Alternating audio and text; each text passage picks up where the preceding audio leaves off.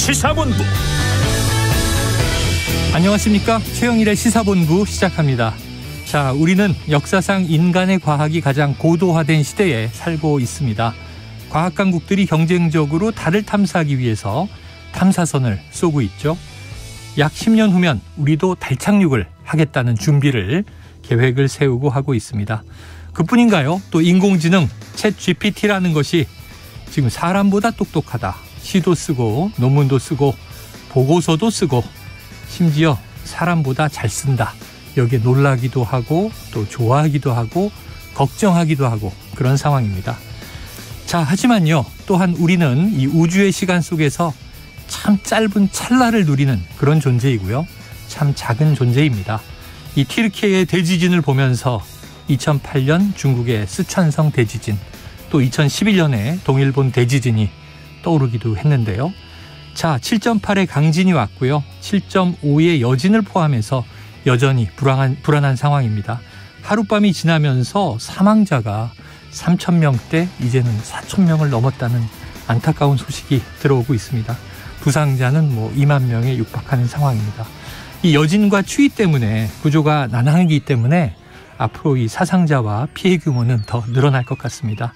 자, 시리아와 이 접경 지역이어서 시리아의 피해도 굉장히 큰데요. 또 주거 환경 등 상황은 더 열악하다고 합니다. 자, 한 생명이 하나의 우주입니다. 모두 누군가의 가족이죠. 엄청난 비극입니다. 우리는 여전히 이 자연 앞에서 얼마나 무기력한가. 그래도 이럴 때 인간으로서 연대하고 전 세계가 아낌없는 지원으로 함께 노력해야 하겠습니다. 우리가 인간이기 때문이죠. 최영일의 시사본부 출발합니다.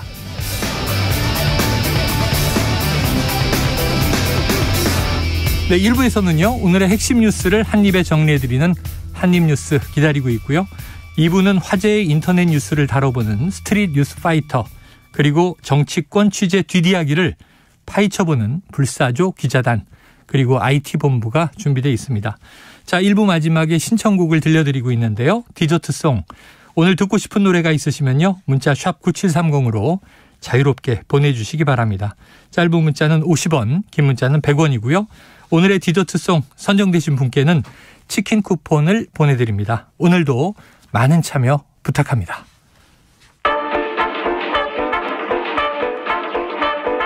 최영일의 시사본부 한입뉴스. 네, 오늘의 핵심 뉴스를 한입에 정리해드립니다. 한입뉴스. 박정호 오마이뉴스 기자, 임경빈 시사평론가 나와 있습니다. 어서 오세요. 안녕하십니까. 오늘 다 이 속보 때문에 아마 전 세계가 뉴스에 귀를 기울이고 계실 텐데, 어제 새벽에 이 튀르키예를 강타한 규모 7.8의 강진, 지금 사망자가 너무 많이 나오고 있어요. 네, 처음에 속보가 전해졌을 때는 수백 명 정도 사상자에게 나오다가 네. 아까 언급하신 것처럼 4,000명을 넘어서고 있다, 사망자 수가. 이런 얘기가 나오고 있는데요. 현재 종합해보면 4,300명이 넘는 사망자가 발생했고 네. 부상자도 2만 명 육박하는 그런 상황입니다. 네. 그러니까 이게 이제 두 차례 걸친 강진이 있었습니다. 그러니까 7.8의 지진이 어제 오전 4시 17분 예. 튀르키예 남부 도시 가지안테프에서 약 3,000km 떨어진 내륙, 그리고 지하 17.9km에서 규모 7.8의 지진이 발생했는데 네. 이게 상당히 이제 얕은 곳에서 네, 지진이 일어나다 보니까 피해가 컸던 거고요. 그리고 이후에 오후 1시 24분에는 카흐라만 마라슈 이 북동쪽 59km 지점에서 규모 7.5의 지진이 뒤따랐습니다. 네. 이후에 80여 차례의 여진 때문에 계속해서 지진에 대한 공포가 있는 그런 상황이고요. 특히 사람들이 잠든 새벽 시간에 첫 강진이 강타하면서 많은 사람들이 피해를 입은 그런 상황입니다. 네. 특히 시리아 같은 경우도 지진 피해가 있었는데 오랜 내전이 있었잖아요. 그랬죠. 그래서 건물이 많이 좀 약해져 있는 그런 상황들 때문에 충격에 좀 쉽게 무너졌다라는 얘기가 나오고 있습니다. 네. 이런 것들 때문에 여러 가지 인명피해도 있지만은 이 가지안테프 고성 같은 경우 또 시리아 알레포 성체 등도 무너지는 상황. 그러니까 세계문화유산들도 피해를 본 그런 상황이고요. 지금 우리 외교부의 설명에 따르면 현재까지 접수되거나 파악된 우리 국민 사상자는 없다 이렇게 얘기하고 있습니다. 교민들 피해는 아직까지는 없다. 네. 자, 자, 그럼 지금 여진에 대한 불안도 있고. 그렇습니다. 지금 날씨가 워낙 춥다는 얘기도 전해지고. 자, 수색과 구조 작업은 지금 어떻게 이루어지고 있나요? 지금 말씀하신 것처럼 현지의 날씨 상황이 매우 좋지 않아가지고 네. 피해를 좀 키울 수 있을 것 같다라는 걱정이 좀 많이 되고 있는 상황입니다. 워낙 좀 강추위가 지금 덮치는 바람에 구조 환경 자체가 녹록지 않은 상황이고요. 지금 뭐 지진이 발생한 튀르키예의 가지안테프 기온이 최저 영하 6도까지 떨어진 걸로 지금 관측이 되고 있는데 이렇게 되면은 지금 이제 집을 잃은 이 이재민들 같은 경우도 노숙을 해야 되는 경우들도 있는데 혹시나 이제 추가 피해가 발생할까 좀 걱정이 되고요. 여진도 계속해서 이어지고 있어서 집이 이제 아직 부서지지 않은 주민들 같은 경우도 집을 떠나는 등 여러 어려움을 좀 겪고 있는 걸로 알려지고 있습니다. 일단 에르도안 튀르키예 대통령은 일주일 동안 국가 애도 기간을 선포하고 전국에 휴교령을 내린 상태고요. 뭐 구조 작업에 이제 최선을 다하겠다. 그리고 이제 전 세계에서도 구조를 위한 어떤 도움의 손길이 좀 답지를 하고 있는 상황입니다. 우리 이제 윤석열 대통령 같은 경우도 튀르키예 지진 피해 복구를 위해서 우리 군 수송기를 이용해서 구조 인력을 급파하고 긴급 의약품 지원을 신속하게 좀 추진하도록 그렇게 지시를 했습니다. 뭐 아시는 대로 사실 튀르키예 같은 경우는 그 아랍과 아프리카 대륙판 그리고 이제 유라시아 대륙판, 그러니까 유럽과 아프리카, 아시아 쪽이 대륙판이 서로 충돌하는 경계 지점에 있다 보니까 원래도 좀 지진이 많은 지역이기는 했습니다. 최근에도 2020년 10월에 해안 지역인 이즈미르 지역에서 이제 지진이 일어나서 100여 명이 숨지는 일이 있었고요. 2011년부터 계속해서 7.대를 넘는 규모의 지진들이 이어지면서 뭐 1999년 8월 같은 경우는 서부 이즈미르에서 7.4 규모 지진 때문에 1만 7천여 명이 목숨을 잃기도 했었던 그런 지역입니다. 네, 자, 이 전 세계가 지원에 나서고 있어요. 바이든 미국 대통령은 미국은 즉시 도울 준비가 돼 있다. 또 우리나라도 이제 인도적인 지원 대통령이 이제 지시하기도 했고, 자, 전 세계 도움이 필요할 때 빨리 모여져서 어쨌든 피해를 최소화할 수 있기를 기원해 봅니다. 지금 Pray for Turkey 이런 이제 해시태그가 달린 SNS가 굉장히 많이 눈에 띄고 있더라고요. 정말 이럴 때 우리는 또 기도밖에 할 수 없는 것인가, 작은 노력들을 보태야 되겠죠. 자, 다음 이슈로 가보겠습니다. 지금 자, 국민의힘. 지금 일전에 이 김기현 후보의 이제 후원회장이죠. 신평 변호사가 굉장히 격한 얘기를 내놨었어요. 이 안철수 당대표가 되면 윤석열 대통령이 탈당할 것이다 이런 얘기를 하면서 또 거기 이어서 김한길 국민통합위원회 위원장이 정계 개편 상황에서 역량을 발휘할 것이다 이런 관측까지 내놔서 이게 그냥 지르는 말이 아니라 그럴듯한 구상이 있는 것처럼 이제 들리기도 했는데, 자, 김한길 위원장의 입장이 나왔다면서요? 네. 그러니까 김 위원장이 이 글을 언론에 배포했는데요. 제목이 이렇습니다. 최근 정계 개편 등의 논란에 대한 김한길의 입장, 이런 글인데 여기서 김 위원장은 저는 국민통합위원장의 직에만 충실할 뿐 정계 개편과 관련한 어떤 만남도 가진 적이 없고 어떤 구상도 갖고 있지 않다. 이렇게 정계 개편 역할론을 일축했습니다. 그리고 신평 변호사가 SNS에서 안철수 의원이 대표가 되면 윤 대통령이 국민의힘을 탈당하고 정계 개편을 통한 신당 창당을 할 수밖에 없는 상황에 내몰릴 거다. 이렇게 주장을 하기도 했는데 여기에 대해서도 김한길 위원장이 입장을 내놨습니다. 그러니까 개인적인 입장을 덧붙이자면 대통령이 탈당하는 일은 없어야 한다고 생각한다. 이렇게 설명을 했어요. 그러니까 이게 이제 신평 변호사 발로 얘기가 나오고 있지만 뭐 이준석 전 대표도 얘기했듯이 예전부터 김한길 위원장의 역할이 무엇이냐. 결국에는 이 정치권에서 뭐 여야 가릴 것 없이 이 뭔가 뭐 새로운 정치 세력을 규합해서 신당 창당하는 게 아니냐. 이런 시나리오가 계속 나왔었거든요. 근데 그게 뭐 국민의힘을 확대해서 창당을 다시 할지 아니면은 다시 뭐 어떤 새로운 어떤 이 프레임을 만들어서 할지는 모르겠지만 이게 윤석열 대통령이 탈당해서 뭔가 신당을 만든다. 여기에 대해서는 많은 사람들이 예상을 못했던 부분이에요. 이런 시나리오가 있다는 것에 대해서. 그러다 보니까 파문이 커졌고 결국 김한길 위원장이 오늘 직접 이른바 본인 등판이라고 하는데 등판해가지고 그런 거 없다라고 진화에 나선 모습입니다. 네, 신평 변호사의 이야기를 대통령실은 개인 의견일 뿐이다 이렇게 이제 일축하기도 했습니다만, 자, 그런데 지금 최근에 이제 여러 가지 일련의 상황, 지난주부터 주말을 거치면서 뭐 어제까지 우리가 얘기했던 것들을 정리하면 이거 대통령실에 이게 당무 개입이냐. 그렇죠. 아니면 또 대통령실 입장은 무슨 얘기냐. 대통령은 1호 당원이고 네. 월 300만 원씩 당비를 내고 당무 개입이 아니라 당원으로서의 의견 개진 정도. 또 잘못된 팩트는 바로잡을 수 있는 거 아니냐. 이런 네. 입장이에요.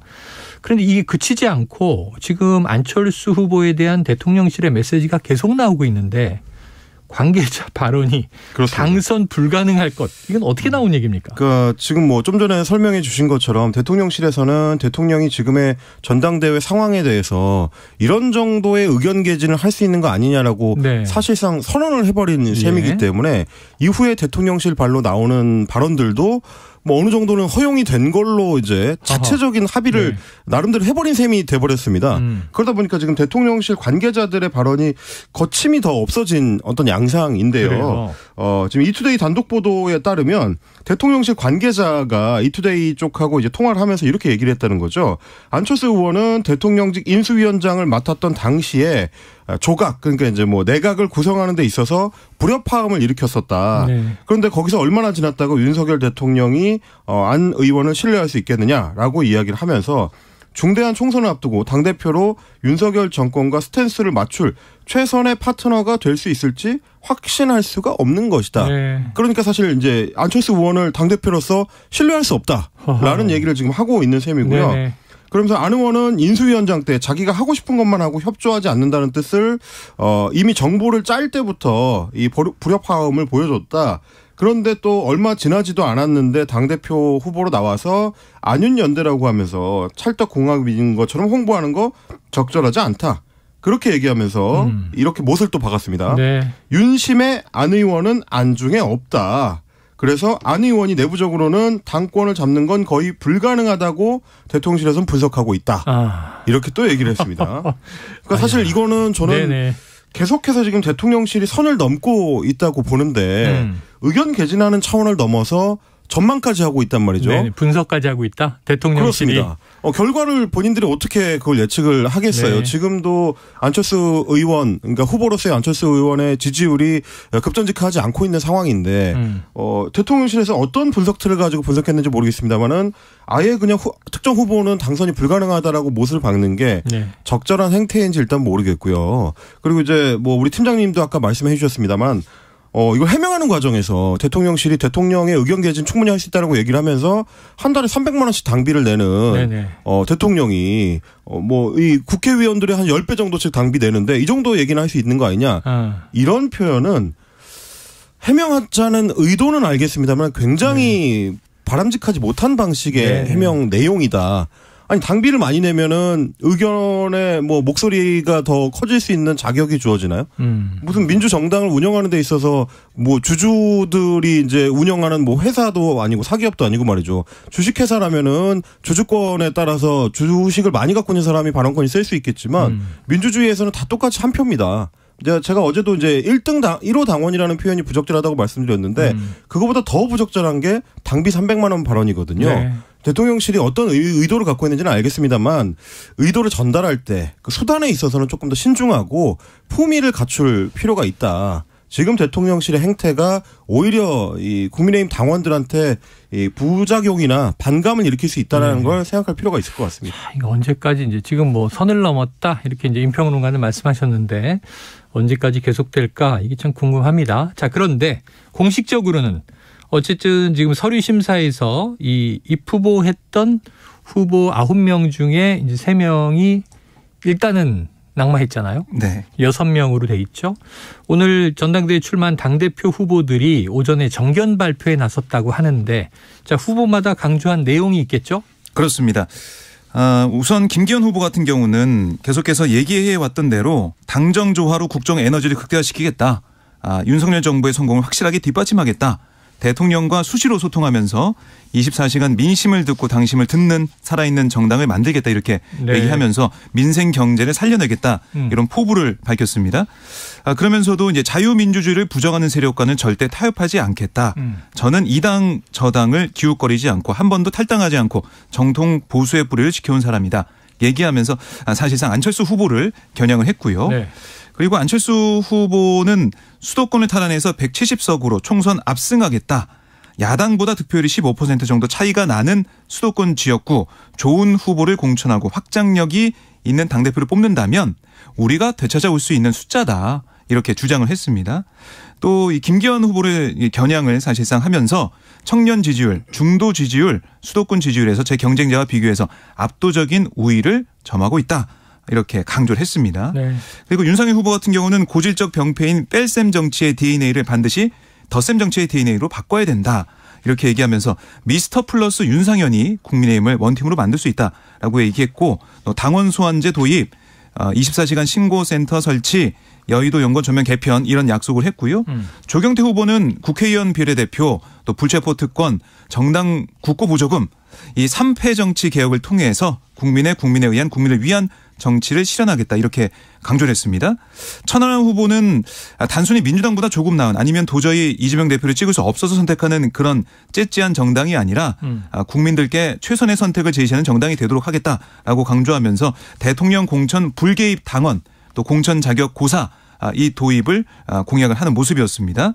마지막으로 황교안 후보는 보수의 가치가 분명한 정통 자유민주 정당을 만들겠다. 당 지도부와 여의도 연구원장 등 당원 투표 선출, 또 당내 특별민생위원회 설치, 10만 인재 양성 등을 내세웠습니다. 지금 워낙에 네. 여당 전당대회가 좀 그 과열이 되다 보니까 여러 걱정의 목소리들이 이제 당내에서도 나오는 것 같은데요. 네. 당내의 목소리를 취재한 기사들을 이제 대체로 좀 분석을 해보니까 이제 김기현 의원을 지지하는 친윤계 쪽에서도 네. 너무 좀 과열되고 있다. 이거 좀 걱정스럽다라는 얘기가 나오고요. 윤상현 후보 같은 경우는 오늘 이제 라디오 인터뷰를 하면서 이렇게 얘기를 했습니다. 이게 지금 전당대회인지 분당대회인지 분열대회인지 국민과 당원들에게 송구스럽다라고 네. 얘기했는데 좀 경쟁은 해야겠습니다만은 그 과열되는 양상은 좀 당 내에서도 뭐 선관위나 이런 차원에서 좀 진정시킬 필요가 좀 있어 보이고요. 네. 오늘 이제 안철수 후보가 어제 공개 활동을 다 취소를 했었기 때문에 예. 오늘 기자들의 관심은 혹시 나경원 전 의원들처럼 중간에 그만두는 거 아니냐 뭐 이런 거였는데 오늘 김영우 안철수 캠프 선대위원장이 이제 라디오 인터뷰에서도 네. 그만둘 가능성 0%다. 철수를 안 하기 때문에 안철수다라고 이제 단언을 했고 그리고 이제 기자들하고 이제 안철수 후보가 만났을 때도 기자들이 같은 질문을 했는데 혹시 뭐 그만둘 수도 있다라는 그 찌라시가 돌던데 뭐 어떻게 생각하시냐 했더니 1등 후보가 그만두는 거 봤느냐 뭐 이런 얘기로 네네. 또 단호한 의지를 또 보여주기도 했습니다. 그래요. 자, 또 이제 정진석 비대위원장, 이 유흥수 국민의힘 전당대회 선거관리위원장 지금 너무 과열돼 있다. 네. 이런 좀 냉정하게 네거티브 하지 말고 가자 하는 이야기로 다독거렸는데 어찌 보면 요즘의 분위기를 또 좀 이제 반영하는 인사말이기도 했습니다. 자, 지금 12시 38분 되고 있는 상황입니다. 지금 점심시간 교통 상황을 알아보고요. 이슈를 이어가도록 하겠습니다. 교통정보센터의 김민희 리포터 나와주세요. 네, 오전 교통량이 많았지만 지금은 점심시간에 접어들면서 많이 정리가 됐습니다. 다만 곳곳으로 작업 구간이 많아서 정체 이어지고 있는데요. 수도권 제1순환고속도로 일산에서 판교 쪽으로 계양 부근 5차로에서는 고장난 차를 처리하고 있습니다. 이 때문에 이 계양에서 송내 사이로 정체 더 심해져 있고요. 더 가서는 시흥휴게소에서 수암터널 사이로 속도 줄여 지납니다. 영동고속도로 강릉 쪽으로 동군포에서 부곡 사이로는 3차로를 막고 작업을 하고 있는데요. 이 여파바다 안산분기점에서 동군포 사이로 8km 구간에서 정체 심합니다. 반대 인천 쪽으로 진부 부근 1, 2차로에서는 낙하물을 처리하고 있습니다. 경부고속도로 부산 쪽으로는 여전히 한남부터 서초 사이로 지나는 차량들이 많고요. 이후 옥천 1터널에서 옥천 3터널 사이로는 2차로를 막고 작업을 하고 있어서 금강 일대로 차량들 서행합니다.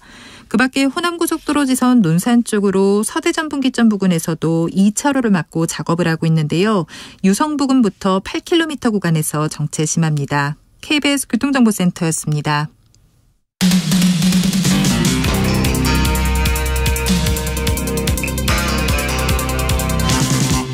최영일의 시사본부. 네, 지금 보면 박정호 기자도 그렇고 우리 임경빈 평론가도 그렇고 너무 이 여당 전당대회에 몰입해 계셔서 지금 다른 이슈들을 보면요. 지금 국회가 2월 임시회가 열리면서 어제 오늘 내일이 대정부 질문이잖아요. 오늘이 이제 난방비 문제를 따지는 또 경제 분야고 네. 어제는 이게 이 외교안보 통일이었는데 한동훈 법무부 장관 하고 또 설전이 이제 많이 보도되기도 했어요. 자, 그런데 야3당이 지금 발의한 이상민 행안부 장관의 탄핵소추안, 이 본회의 표결이 당장 내일이지 않습니까? 네, 내일입니다. 여야는 어떤 공방 펼치고 있습니까? 네, 오늘 아침에도 여야 회의를 보면은 이상민 장관 이 탄핵소추안 얘기가 계속 나왔는데요. 네. 박홍근 민주당 원내대표는 이상민 장관을 문책하는 거 양심을 지닌 국회의원이라면 당연히 나서야 할 최소한의 도리다. 네. 국민을 지켜야 하는 국회로서 기본적인 책무다라고 주장을 했고, 그러니까 이게 사실은 일각에서는 민주당에 더 안 좋다 이렇게 하는 게 이런 얘기도 있었잖아요. 예, 그랬죠. 당내에서도 지적도 나오기도 했었고, 거기에 대해 박홍근 원내대표가 설령 정치적으로 불리하더라도 민주당은 그 계산기는 완전히 내려놓고 오직 국민이 하라는 일을 분명히 하겠다. 네. 이렇게 강조를 했습니다. 그리고 사실은 국회에서 탄핵안이 가결되면 이상민 장관의 직무가 정지되기 때문에 네. 거기에 거기에 대해서 행안부 차관을 실세형으로 교체하는 방안 이 검토된다는 얘기가 언론에 보도가 되고 있는데 네. 거기에 대해 박홍근 원내대표가 탄핵소추로 장관 업무가 정지돼도 국정에 별다른 영향이 없다는 거 그 대통령 스스로 인정한 거 아니냐. 오히려. 네. 그리고 대통령의 오기와 독선은 결코 국민의 상식과 양심을 이길 수 없다. 이런 주장을 펼쳤고, 반면에 주호영 국민의힘 원내대표는 이 경찰 특수본 수사에서 이 장관은 별다른 혐의가 드러나지 않았다. 직무집행에 있어서 중대한 법률 위반이 드러나는 것도 없다. 행안부 장관이 재난안전관리 업무를 총괄하고 있긴 하지만 안전사고와 재난재해 시 긴급구조 지원 등은 자치경찰의 사무고 경찰이나 소방청에 대한 업무 지휘 수단도 행안부 장관에게 없다. 그러니까 법률적으로 헌법적으로 문제가 없다라는 그런 주장을 한 거고요. 그러면서 요건이 되지 않는 이런 탄핵, 이걸로 장관 직무가 집행이 정지가 되고 나중에 탄핵이 기각된다면 그 전적인 책임은 민주당이 져야 한다. 이렇게 강조를 했습니다. 그러니까 그거는 이제 당연히 정치적 책임을 발의한 쪽에서 이제 지게 되는 거는 당연한 거라, 그건 이제 만약에 의결이 되게 되면 어차피 헌법재판소에서 다투게 될 테고요. 그렇죠. 실제로 이제 민주당 내에서도 이제 걱정하는 거는 탄핵소추가 되더라도 헌법재판소에서 이제 탄핵을 해달라고 요청해야 되는 일종의 이제 검사 역할을 법사위원장인 김도우 위원장이 해야 되는데 국민의힘 소속이다 보니까 이제 제대로 할 수 있겠느냐 이런 걱정들이 있습니다. 그럼에도 불구하고 민주당이나 야3당이 이제 의도하는 건 결국 지난 12구 참사에 있어서 행정안전부 장관이 도의적 책임이나 정치적 책임조차도 지지 않은 현재 상황에 대해서는 문제가 있다는 인식을 이제 공의하는 거거든요. 네. 그 부분에 대해서 이제 정치적으로 다퉈볼 여지는 저는 있다고 봅니다. 근데 그럼에도 불구하고 한번 좀 지적을 하고 싶은 거는 대통령실의 태도입니다. 대통령실이 지금까지도 사실 이상민 장관에 대한 국민 여론이 좋지 않다는 거를 애써 이제 무시하고 있는 상황이었는데 국회에서 탄핵소추를 준비를 하니까 차관급을 이제 교체를 해가지고 그걸 사실상 이제 실세 차관으로 바꾸겠다라는 의지를 지금 보여주고 있다는 거 아니겠습니까? 물론 이제 국민일보의 단독 보도로 촉발된 거긴 한데 대통령실에서 이제 공식 확인은 인사 관련된 사안은 할 수 없다고 얘기하지만 그렇다는 얘기는 부정하지는 않는 셈이거든요. 근데 그거는 사실상 장관급의 인사를 차관으로 새로 앉혀서 행정안전부에 대한 장악을 이제 계속 좀 유지할 수 있도록 하겠다라는 의지를 보여주는 건데, 그거는 매우 부적절한, 어떻게 보면 입법부의 어떤 권능에 대한 도전이기도 한 겁니다. 헌법상의 권리로 이제 의회에서는 행정부를 견제하기 위해서 국무위원에 대한 해임 건의나 혹은 탄핵소추를 할 수 있도록 보장을 하고 있는데, 지금 대통령실의 태도는 사실상 그 제도적인 장치를 무력화시키겠다는 것과 같은 의지를 지금 보여주고 있는 거기 때문에 매우 부적절하다. 이건 일종의 이제 제도 해킹, 시스템 해킹으로 이제 비춰 보일 수가 있기 때문에 법률을 우회해서 시행령 통치를 한다는 것도 그렇지 않아도 행정안전부 경찰국이 논란이었는데 또다시 이제 그런 시도를 한다면 헌법에 대한 어떤 도전으로 이제 보일 수 있는 거기 때문에 이 부분은 대부분 반론도 있을 것 같아요. 네. 그럼 행안부 장관이 직무 정지가 되면 행안부 부처는 모든 일을 올스톱하고 있어야 하느냐? 그럴 리가 없죠. 이제 차관급이 이제 실제로 지금도 일을 하고 있기 때문에 현재 차관이 계속해서 이제 이 대행을 해 나가면 됩니다. 근데 왜 교체를 하느냐? 그렇습니다. 이제 그걸 이제 실세로 바꾸겠다는 게 문제인 거죠. 지금의 행안부 차관은 오히려 이제 행안부에서 오래 일한 관료 출신. 전문 관료 출신이거든요. 근데 이제 그걸 검사 출신의 실세 차관으로 바꾼다는 건 의도가 너무 명확한 거라 그 부분에 대해서는 대통령이나 대통령실이나 정부 내부에서도 조금 신중하게 접근할 필요가 있다. 저는 좀 그 말씀을 드리고 싶습니다. 확인드려 봤더니 현재 차관이 하면 된다. 왜 그걸 실세 차관으로 교체하려는 시도를 하느냐에 대한 이제 비판인 것으로 이해가 됐습니다. 자, 지금 이제 이런 상황에서 대통령실 입장까지 짚어봤고요. 자, 그리고 또 한 가지 이게 있었죠. 지금 서울광장에 설치된 이태원 참사 분향소. 네. 이거 원래 이제 지난 토요일에 유가족들이 기습적으로 설치하면서 서울시는 원래 어제 오후 1시까지 자진 철거하라. 그래서 우리가 코너 마치면서도 물리적 충돌이 없이 좀 잘 타협안이 나왔으면 좋겠다는 얘기를 했었는데 네. 지금 이게 내일 오후 1시까지 자진 철거하라고 조금 시간을 미뤘었어요. 네. 자, 유가족 반응 지금 어떻게 흘러가고 있습니까? 우선은 그러니까 어제 이제 2차 계고장을 서울시가 네네. 유가족들한테 전달했는데 유가족들이 그걸 거부하면서 예. 그 계고장을 찍고 반발을 했습니다. 그래서 결국 평행선을 달리는 그런 상황에서 조금 전에 나온 서울시의 입장이 네. 내일 1시로 그 예고됐던 행정 대집행 강제 철거 여기에 대해서 이걸 일주일 연기하겠다. 네. 이렇게 다시 한번 네네. 시간을 더 주는 그런 상황인데 우신환 정무부 시장 얘기를 들어보면 유가족의 비통한 심정을 이해하고 있기 때문에 이 문제를 다른 사안처럼 다루진 않겠다. 일주일간 미루겠다. 이렇게 설명을 했습니다. 다만 서울시가 배포한 보도자를 보면은 유족 측에 이제 기존에 제안했던 녹사평역 그 지하 4층 그 추모 공간 수용 여부 또 유가족 측이 생각하는 추모 공간 대안 이거를 12일까지 제안해 달라 이렇게 얘기를 했거든요. 결국에는 뭐 유가족들은 사실은 많은 사람들이 시민들이 찾을 수 있는 그런 공개된 장소를 원하고 있는 상황입니다. 그래서 그런 의견을 낼 텐데 거기에 대해 서울시가 과연 그걸 받아들일지 그 여부가 중요한 거거든요. 그런데 서울시는 현재까지 계속해서 보인 입장을 보면 유족 측의 입장을 받아들이지 않을 가능성이 큰 상황이기 때문에 이게 12일까지 시간이 지나간다고 해도 이게 자연스럽게 잘 마무리가 될 수 있을지는 아직 미지수입니다. 시간 여유가 생겼는데 잘 마무리돼야 되는 게요. 어제 유가족 한 분 이야기를 제가 보도에서 봤는데 아니 우리 아이들이 숨을 쉬지 못하고 죽어갔는데 지하로 보내는 건 너무하지 않느냐 이런 얘기를 또 하시더라고요. 그러니까 부모의 마음을 조금 헤아린다면 이분들 입장에서는 기피하는 공간이 있겠고 또 선호하는 공간이 있을 텐데 서울시가 조금 허심탄회하게 이야기를 나눠서 뭐 서울시 입장에서 좀 곤란한 장소라면 또 다른 지상의 장소를 좀 정했으면 좋겠다는 생각도 해봅니다. 서울시가 어쨌든 기존의 강경한 입장에서 어느 정도 좀 한 발 물러선 시간을 거는 조금 여유를 뒀으니까요. 이제 훨씬 좀 좋은 태도인 걸로 보이고요.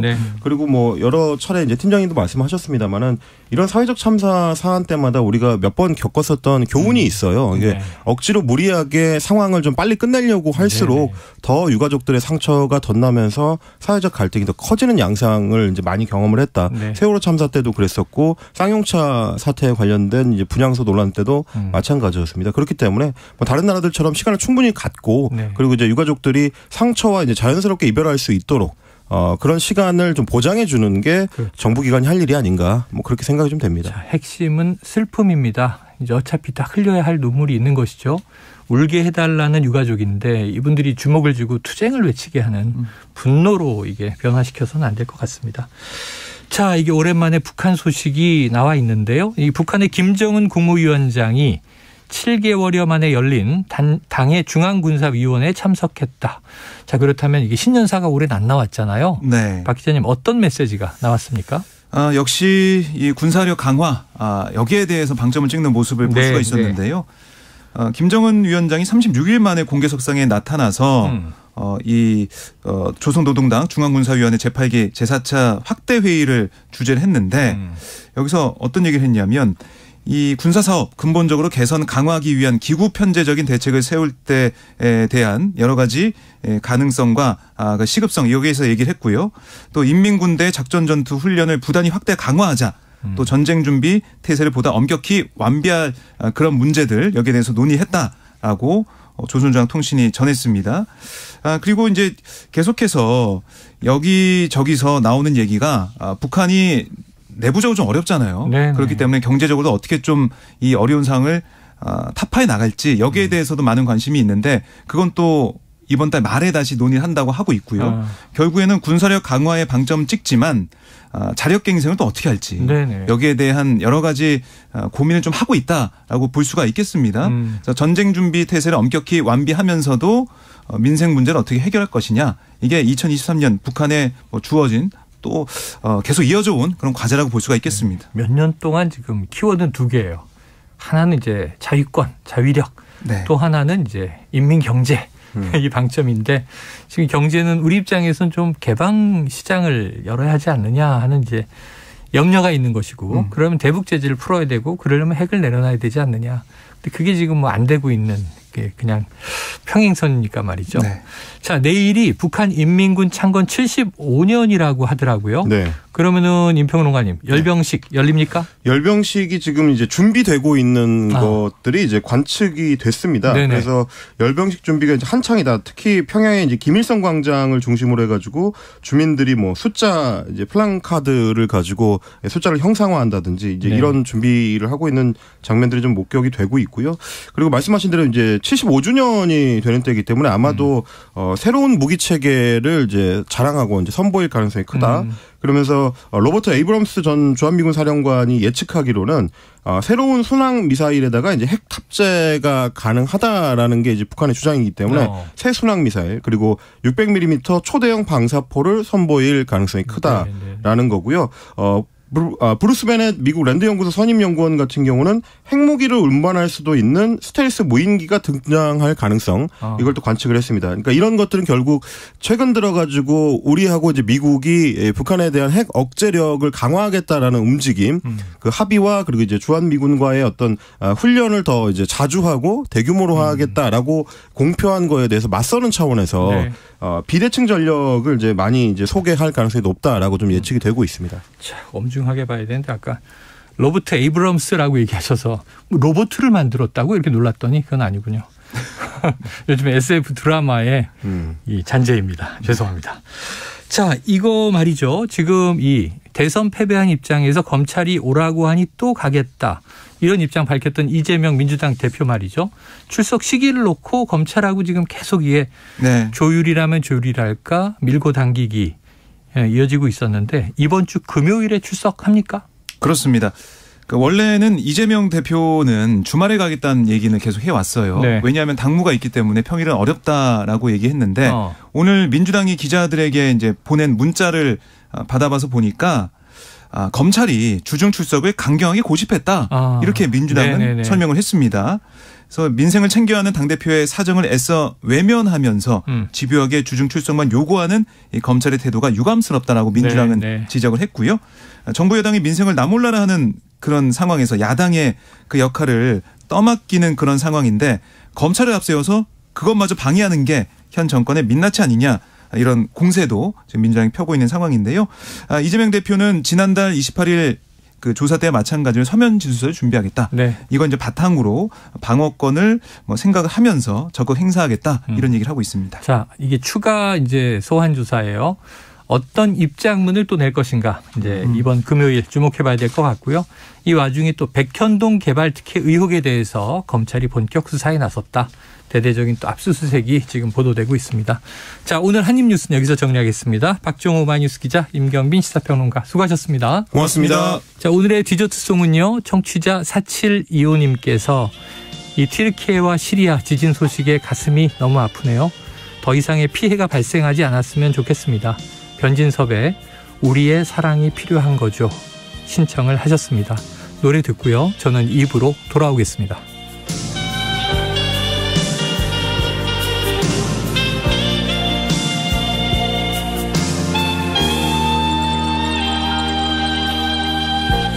그대 어깨 위에 놓인 짐이 너무 힘에 겨워서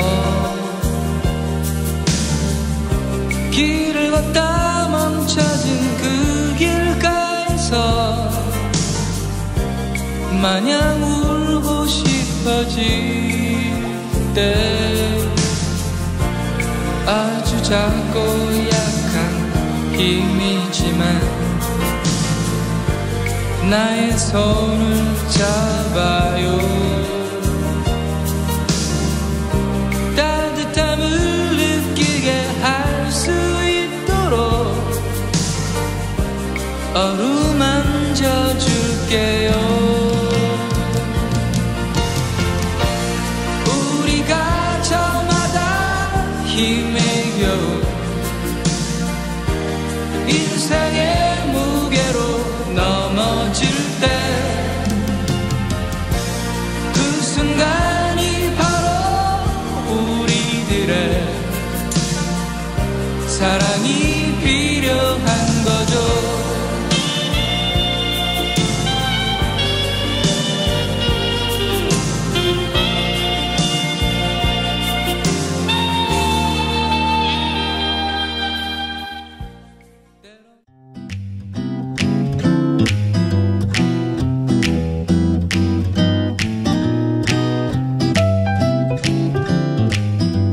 안녕하세요.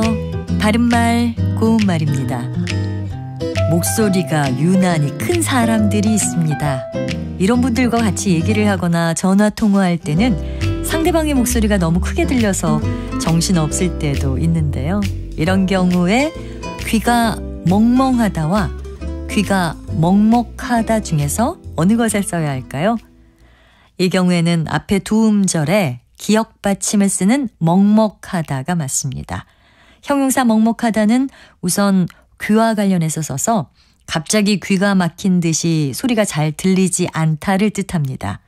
폭탄이나 폭죽이 터지는 소리를 들으면 귀가 먹먹해지기도 하고 꽹가리 소리를 가까이서 계속 들어도 귀가 먹먹해지겠죠. 그리고 높은 산에 올라갔을 때 귀가 먹먹해진다는 분들도 있습니다. 또 형용사 먹먹하다에는 체한 것 같이 가슴이 답답하다란 뜻도 있습니다.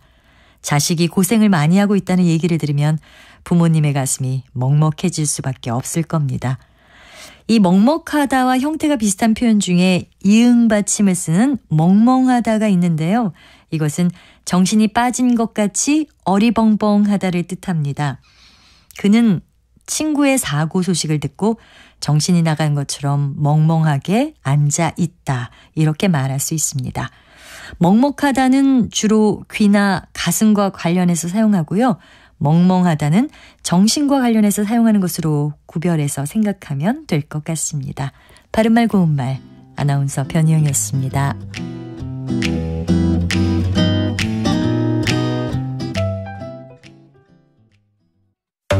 3대 얘기 중에서도 맞는 얘기가 있잖아요. 그러면 거기까지 동감이 이루어졌으니까 그럼 또 요 다음 가시죠. 무슨 정반합 이렇게 가야 되거든요. 이기고 지는 걸 떠나서 좋은 결론을 도출해내셨으면 좋겠어요. 선 넘지 않는 그런 토론. 별로 의미는 없을 것 같아도 그래도 그런 자리가 자꾸 있어야 뭐가 변화가 있을 것 같아요. 그렇게 하다가 보면 뭐라도 하나 얻어 걸리는 게 있겠죠. 시민논객 여러분을 기다립니다. 평일 저녁 7시 20분 KBS 열린 토론.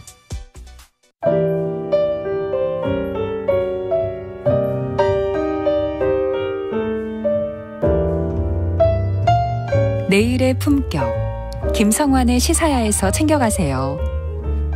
하루를 마무리하는 시간 꺼내보는 당신의 지식 창고. KBS 1라디오 김성환의 시사야. 평일 밤 10시 5분 여러분을 찾아갑니다.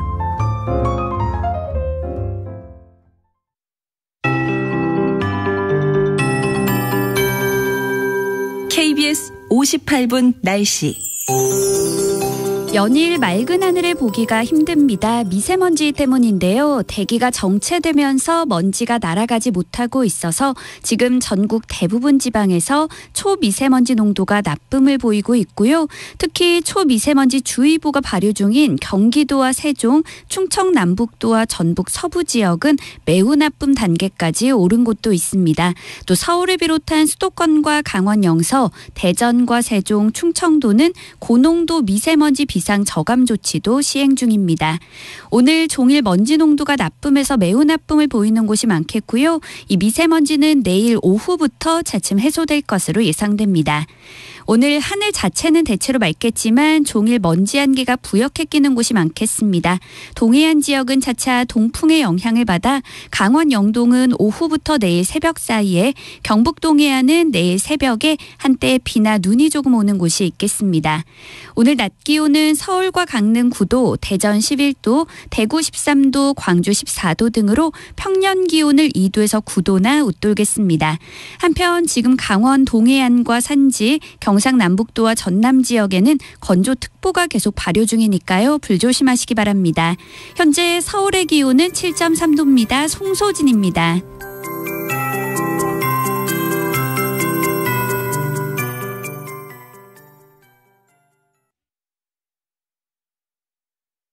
정성을 다하는 국민의 방송 KBS가 한시를 알려드립니다. AM 711kHz, FM 97.3MHz, KBS 1라디오입니다. HLKA.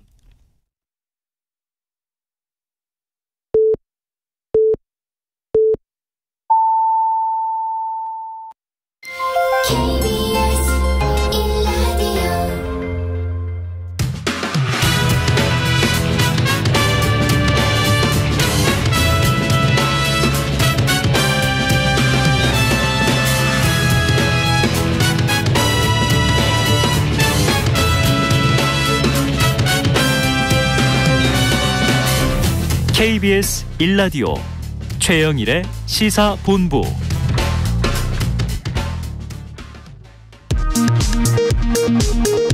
이 시각 라디오 정보센터 뉴스입니다. 규모 7.8의 강진이 튀르키예와 시리아를 강타한 지 하루 만에 사망자가 4,000명을 넘어섰습니다. 우리나라 119 국제구조대가 튀르키예 지진 실종자 수색 등을 위해 현지로 출발합니다. 소방청은 모두 60여 명으로 구성된 119 국제구조대를 오늘 밤 튀르키예 현지로 급파한다고 밝혔습니다. 더불어민주당 이재명 대표가 대장동 개발 의혹 수사와 관련해 오는 10일 검찰에 출석하겠다는 입장을 밝혔습니다. 국민의힘 전당대회에 나선 당대표 후보 6명이 오늘 오전 모두 한자리에 모여 전당대회 비전 발표회를 열었습니다. 정부의 전세 사기 예방 대책에 따라 오는 5월부터 전세 보증 대상 전세가율이 100%에서 90%로 낮아지면 수도권 빌라 10가구 중 6가구는 보증보험 가입이 어려울 것이라는 분석이 나왔습니다.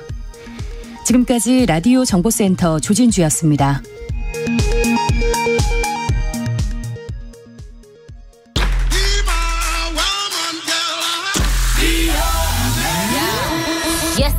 네, 화제의 인터넷 뉴스를 모아서 전해드리는 스트릿 뉴스 파이터.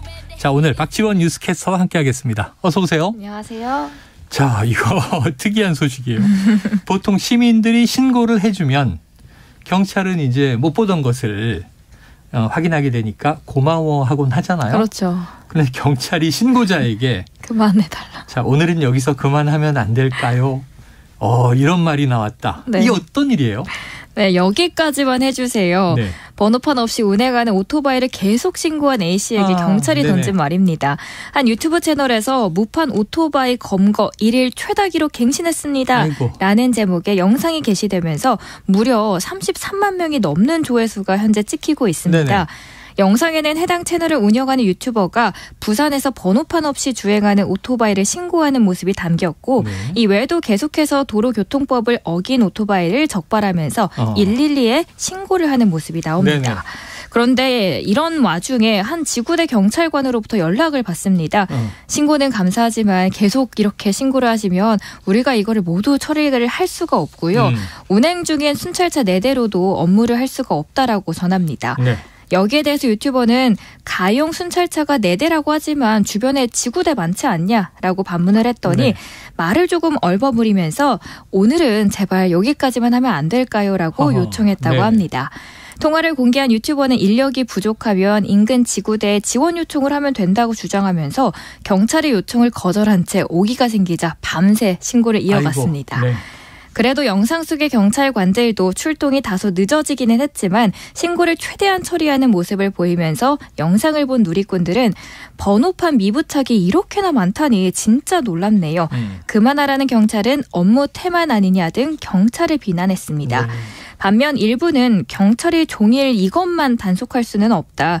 귀찮아하는 게 아니고 다른 중요한 범죄보다 우선순위가 떨어지는 거니 어쩔 수 없는 거다 등의 다양한 반응을 현재 보이고 있습니다. 이건 다 이해는 돼요. 네, 이 양쪽 다. 유튜버 분은 작정하고 그냥 오토바이만 하루에 뭐 수십 건 수백 건 눈에 띄는 대로 네. 유튜브를 하는 입장이고 시민 고발 입장에선 긍정적인 측면도 있지만 경찰의 입장에선 소화할 수 있는 포화 상태를 넘겼다. 네. 그렇죠. 왜냐하면 이것만 단속하는 게 아니라 그렇죠. 다양하게 있으니까. 주요 범죄가 신고가 들어오면 또 긴급 출동해야 되는 경우도 있을 테니까요. 자, 조금 이게 경찰은 또 경찰대로 좀 수용 능력을 키워야 될 것 같고 유튜버 분도 좀 숨을 고르시면 좋을 것 같다 이런 생각을 해봅니다. 자, 이 렌트카의 경우에는요. 번호판에 하 이렇게 써 있어서 그렇죠. 앞에 이렇게 차를 보다가 요 글자가 있으면 렌트카구나 이렇게 생각을 한단 말이에요. 자, 번호판이 이제는 연두색도 나온다고 하는데 지금 파란색 번호판은 우리가 전기차다 이렇게 네. 알거든요. 연두색 번호판은 어떤 표시예요? 제가 말씀을 알려드리겠습니다. 7월부터 법인차에 연두색 번호판이 적용이 됩니다. 가끔 도로에서 페라리, 람보르기니, 맥라렌 등 3대 슈퍼카 브랜드 차량들 보이시죠? 종종 봅니다. 그런데 놀랍게도 10대 중 8대가량이 법인차라고 합니다. 그래요? 슈퍼카가요? 네. 그래서 왜 그러지? 문제는 이를 사적으로 사용해도 겉모습으로는 구별이 어려워서 적발하는 게 쉽지 않았는데 네네. 이런 고가 수입차에 법인차가 많은 이유는 세제 혜택 때문인데요. 개인 용도로 쓰면서 탈세에 온상이 된다는 지적이 꾸준히 나오면서 그 대책으로 연두색으로 칠한 법인차 전용 네네. 번호판 도입이 언급된 겁니다. 연두색 번호판을 붙이게 되면 주변에서 쉽게 알아볼 수 있으니까 사적 이용을 자제하는 효과를 얻을 수 있다는 거죠. 네. 그런데 이번 안이 제시되자 누리꾼 사이에서 논란이 되기 시작합니다. 네네. 사적 이용을 제한하기 위해서 적용된 거지만 일단 별도의 제재가 없어서 전혀 무용지물이다라는 아하. 이야기가 있고요. 오히려 연두색 번호판을 특권층으로 여겨서 자랑스럽게 달고 다니는 이들도 나을 수 있다는 네. 지적이 나옵니다. 반면 얼굴이 보통 두껍지 않고서야 녹색 번호판 의외로 효과 있을 것이다라고 입장이 있고요. 네. 법인차라는 게 한눈에 들킨다면 과시하려다가 쪽팔리는 상황이 된다 등의 반응도 다양하게 있었습니다. 네. 그래서 해외 사례를 좀 찾아봤는데요. 네. 미국 국세청에 따르면 직원이 업무상 사용을 문서화하지 않으면 개인적 사용으로 간주를 하고 직원에게 과세급여를 부과합니다. 네. 반면 한국의 경우에는 지금 운행일지가 없더라도 1,500만 원까지 법인 차량 비용 처리를 인정하고 있는 상황입니다. 그래요. 아이고. 법인차가 슈퍼카인데 그렇죠. 회사 차를 타고 뭐 출장을 다녀온다. 람보르기니를 타고 이제 직원이 왱 갔다 오면 좋겠네요. 10대 중 8대는 네. 좀 충격적이었습니다. 충격적이고 과거에 계속 나온 게 법인차로 사지만 결국은 오너 가족들이 쓴다든가 맞습니다. 그 자녀가 탄다든가 이거는 사실은 뭐 탈세거나 혹은 배임 아니냐 네. 이런 문제들도 많이 제기되니까 앞으로 연두색 번호판에 좀 수상하다. 너무 젊은 분이 운전하고 있다 그러면 이런 것도 또 신고 들어가겠네요. 유튜버들이. 오늘 네. 녹색으로 또 입으셨네요. 야, 니트를. 저도 법인 소속인가요? 법인의 소유물인가요? 그렇진 않습니다. 자, 뭐 여러 가지 재미있는 일들이 앞으로 벌어질 것 같습니다. 다만 이 너무 젊은 사람이 슈퍼카를 타서 이상합니다. 연두색 번호 차인데요 하고 이렇게 신고 들어가서 잡았는데 이 젊은이가 굉장히 잘 나가는 벤처회사의 오너였다. 그럼 또 멋있을 수도 있는 거죠. 그렇죠. 네. 어떤 일들이 벌어지나 지켜보도록 하죠. 이게 7월로 확정은 아니고 이르면 7월부터 도입이 전망된다. 예, 조금 기다려보죠. 여름부터 이제 녹색 번호판이 보이게 되나. 자, 내가 맛있게 먹던 피자 알고 봤더니 그 피자를 만든 주인공이 살인을 저지르고 도주한 이탈리아 마피아의 조직원이다. 네. 이건 무슨 영화 같은 얘기입니까? 정말 영화 같은데요. 그의 이름은 파울로 디미트리오. 알고 보니 잔혹한 살인마였습니다.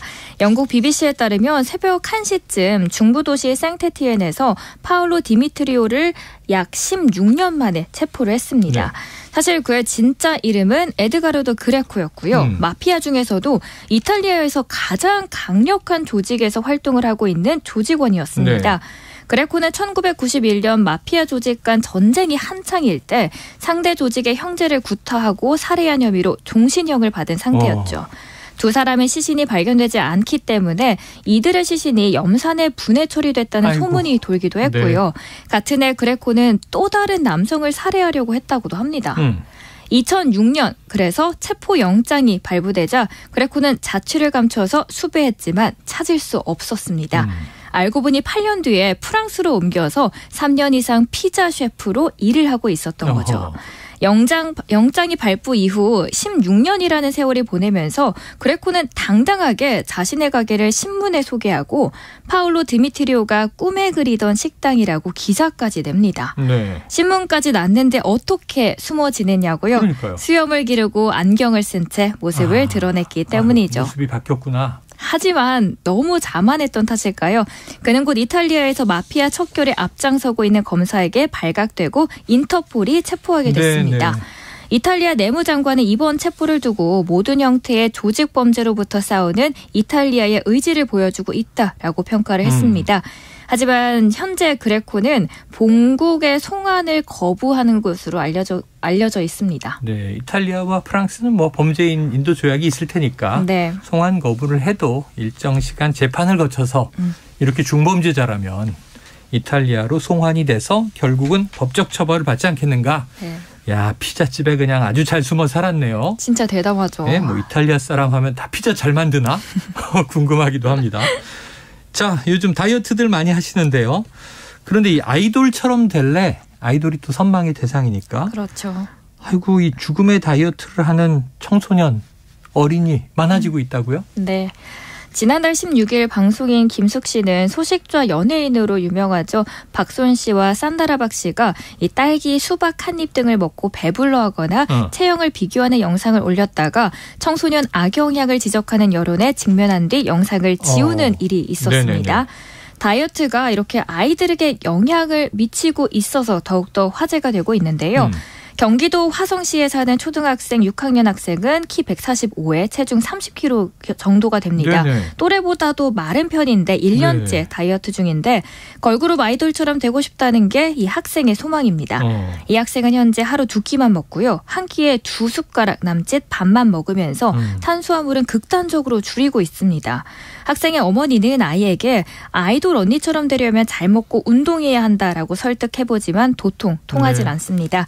최근 섭식장애를 앓고 있는 10대가 늘면서 청소년 건강에 빨간불이 켜졌습니다. 지난 5일에 보면 건강보험 심사평가원에 따르면 2021년 기준으로 거식증으로 병원을 찾은 환자는 2,201명이었는데요. 네. 이 가운데서 여성이 75%였고요. 아이고. 이 중에서도 10대 청소년이 25%로 가장 높은 비율을 차지했다고 합니다.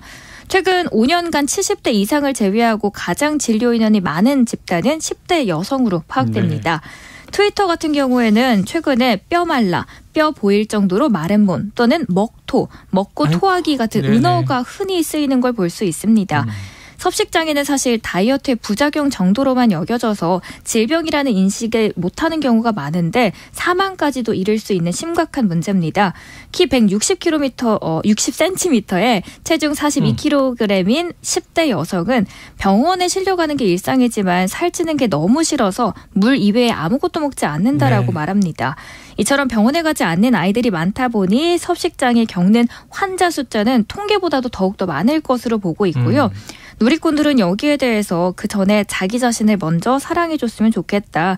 키는 클 수 있을 때 키워놔야 되는데 등의 반응을 보이고 있습니다. 전문가들은 사회적인 책임이 크다고 입을 모으고 있는데요. 네. 마른 몸이 선호되는 사회적인 분위기에서 청소년들은 주변 말 한마디에 상처를 받고 목숨까지 해치는 극단적인 다이어트에 빠져들게 된다라고 지적을 합니다. 이번에 한 김윤리 인제대 서울백병원 정신건강의학과 교수는 청소년의 섭식장애는 뇌에 영양실조가 오게 되고 심하면 죽음의 길로 네네. 간다라고 이야기를 하고 영국은 250만 명이 앓는다고 하는데 한국은 이런 관련 데이터가 아예 없다고 합니다. 네. 그래서 이제부터라도 선진국처럼 이렇게 섭식장애를 심각하게 받아들이고 체계적인 연구가 필요한 시점이 아닐까라는 생각이 듭니다. 그래 보이네요. 아유, 이게 아이돌을 선망하는 것도 어느 정도가 있지. 네. 근데 이제 아이돌이 지금처럼 활성화되기 전 8, 90년대에는 또 모델을 그렇게 선망을 해서 젊은 여성들, 청소년들이 모델처럼 되고 싶다. 또 비슷한 기사가 한 20여 년 전에도 있었던 기억이 어렴풋이 나요. 다이어트는 네. 끊이질 않는 이슈네요. 그러면. 그때도 얘기했는데 가장 아름다운 것, 사람마다 뭐 미의 기준은 다 다르니까 다양하겠지만 그래도 우리 사회에서 아름다운 것은 건강한 것이다. 네. 좀 이런 기준이 있었으면 좋겠습니다. 다이어트 안 하시죠? 매일이 다이어트지만 매일매일 새로운 다짐을 하고 있습니다. 네, 하고 계시군요. 알겠습니다. 자, 오늘 말씀 여기서 정리하죠. 지금까지 박지원 뉴스캐스터였습니다. 오늘 말씀 고맙습니다. 고맙습니다.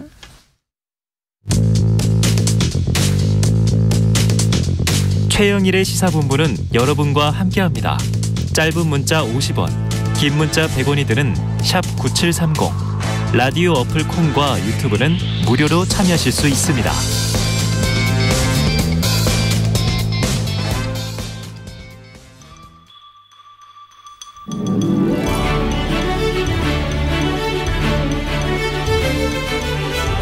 네, 기자들의 눈으로 정치권 소식을 들여다봅니다. 보통 기자가 아니죠. 불사조 기자단. 자, 경향신문의 박순봉 기자, 문화일보의 이은지 기자 두 분 나오셨습니다. 어서 오세요. 안녕하세요. 자, 본격적으로 시작해보죠. 이거 여기 안 가볼 수가 없는 게 지금 두 분이 오시기를 기다렸는데 궁금한 게 국민의힘 대통령실이에요. 야, 연일 깜짝깜짝 놀랐습니다. 자, 안철수 의원에 대한 대통령실의 견제? 박 기자님, 지금 네. 현재 대통령실 분위기는 어떤 거예요? 내부에서 그 윤석열 대통령의 본인 워딩이 이제 전원으로 기사로 나왔잖아요.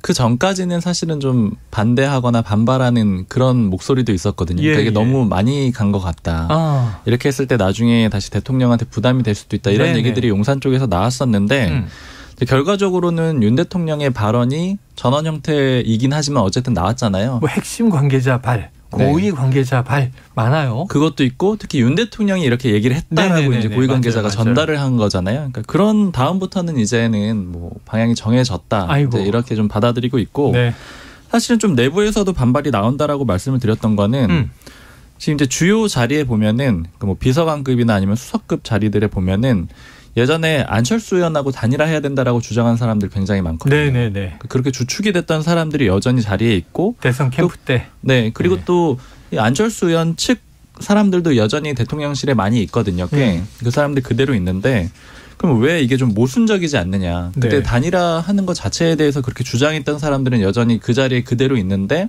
안철수 의원과의 그런 연대라든가 이런 거에 대해서 그렇게 강하게 좀 반발하는 모습은 좀 맞지가 않다. 이 내부 모순부터 좀 해결해야 되는 거 아니야? 이런 목소리들도 좀 일부 있어요.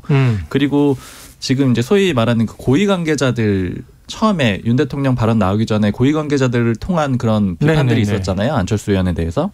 이제 수석급들이 많은데 이 사람들 혹시 좀 공천 같은 거 걸려 있어서 그런 거 아니냐. 이제 이런 얘기들도 좀 나오고 있는데 다만 어찌 됐든 간에 지금 윤 대통령의 이름이 나온 이후에는 다 정리가 됐다 이렇게 좀 보는 게 맞습니다. 왜냐하면은 그 전에는 이런 생각들도 많이 있었어요. 그러니까 개인의 좀 사익 때문에 저렇게 공격하는 거 아니냐. 그러니까 아니면 안철수 의원 지역구라던가 아니면 안철수 의원과의 관계 때문에 저렇게 공격하는 사람들 아니야? 이런 의혹들도 있었는데 결과적으로는 이게 계속 대통령의 이름이 나오고 대통령의 발언으로 확인이 되니까 이제는 뭐 이거는 대통령의 뜻이니까 어쩔 수 없다 이런 분위기가 있고요.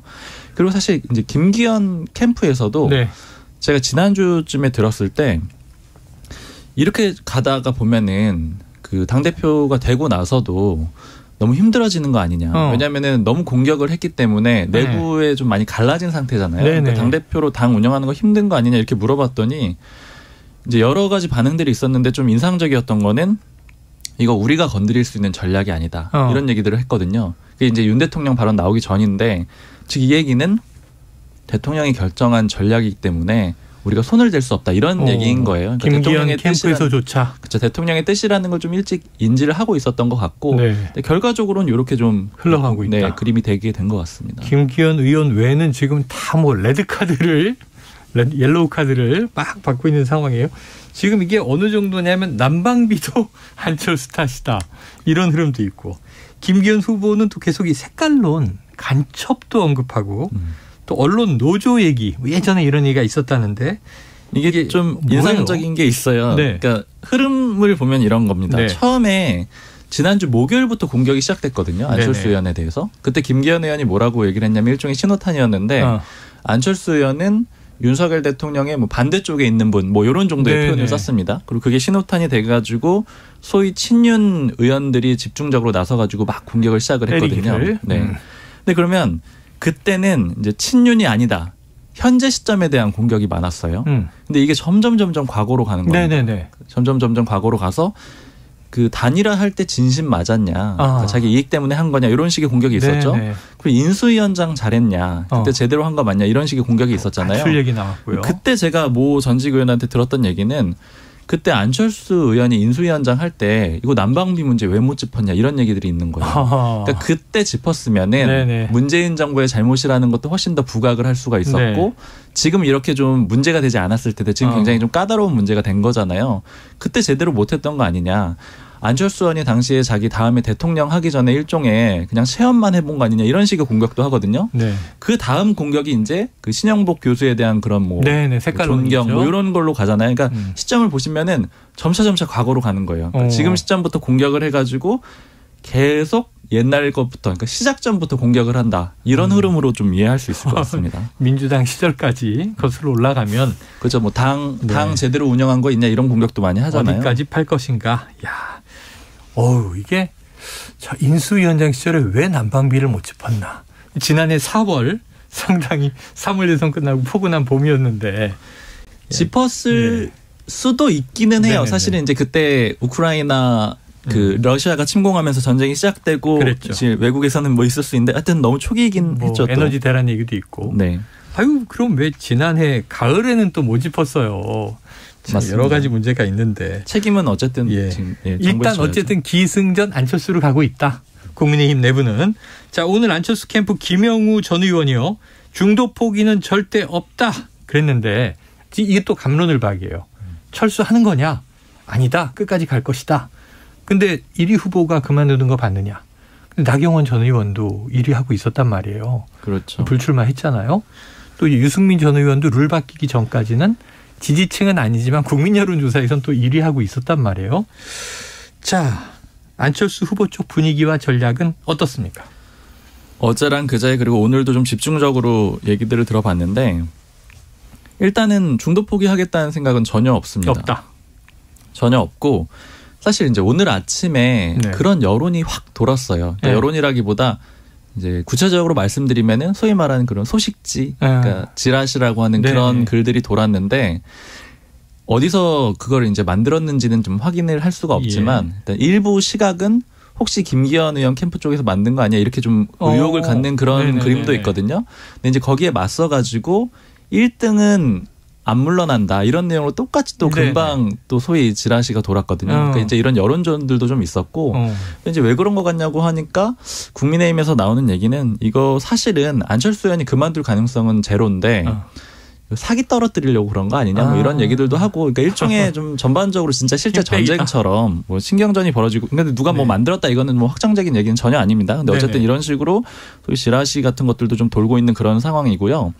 자, 어제 딱 일단 잠깐 중단을 했던 거는 원래는 이제 김영우 선대위원장이 오면서 안철수 캠프가 굉장히 적극적으로 언론에 나서기로 했었대요. 그러니까 인터뷰를 좀 적극적으로 응하고 안철수 의원이 많이 나가야 된다 이런 쪽으로 좀 푸시를 했다라고 합니다. 근데 워낙 공격이 민감해지고 그다음에 그거에 대한 수비를 해야 되는 상황이 많이 생겼잖아요. 그래서 일단은 어제 딱 중단을 시키고 그랬죠.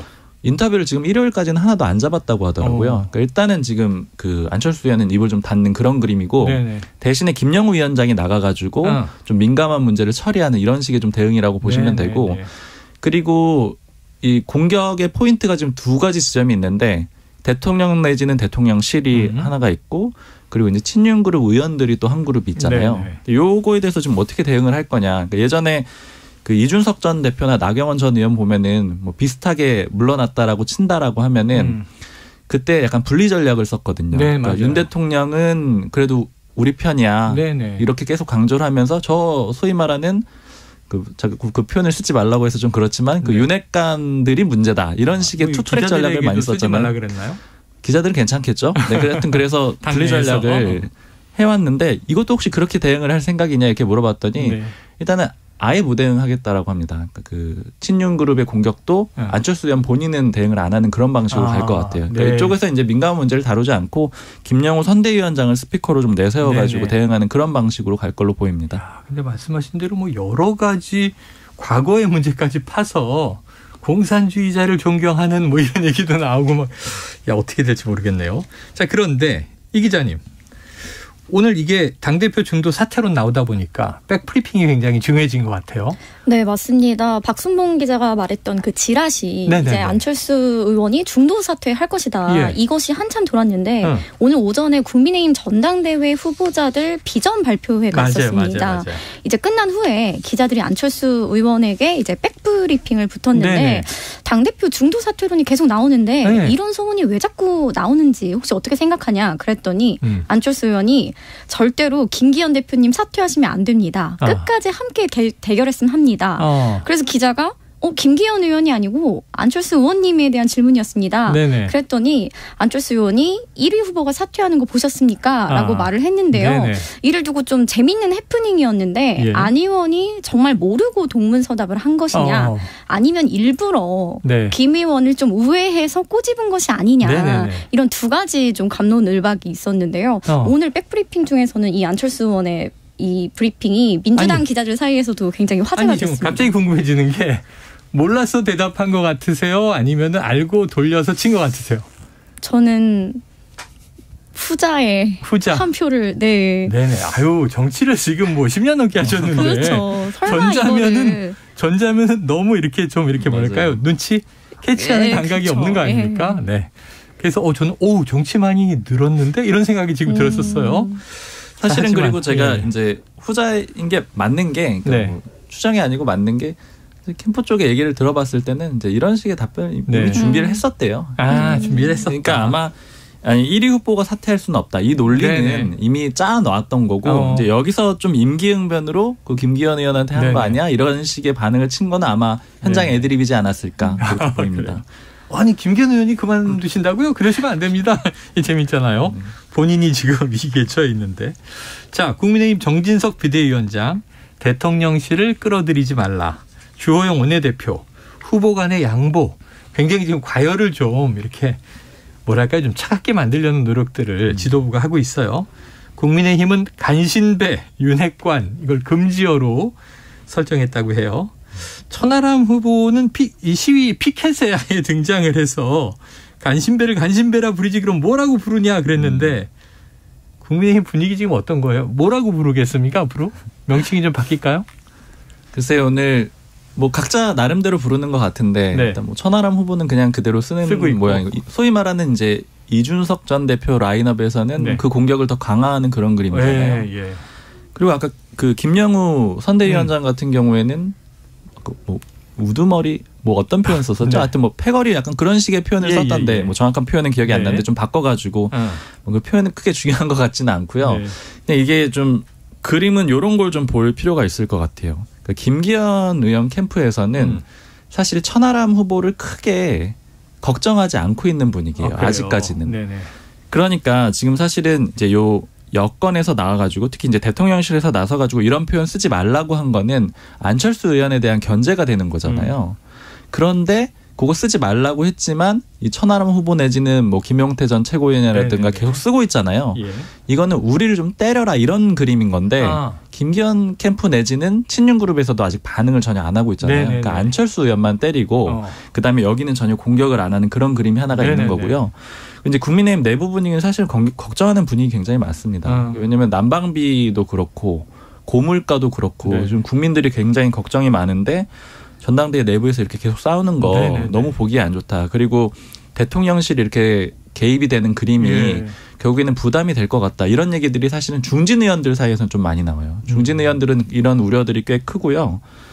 그러나 뭐 어찌됐든 간에 지금 대통령이 좀 명확하게 선을 그었기 때문에 뭐 좀 다들 이제 공개적으로 나서지는 않는 그런 그림입니다.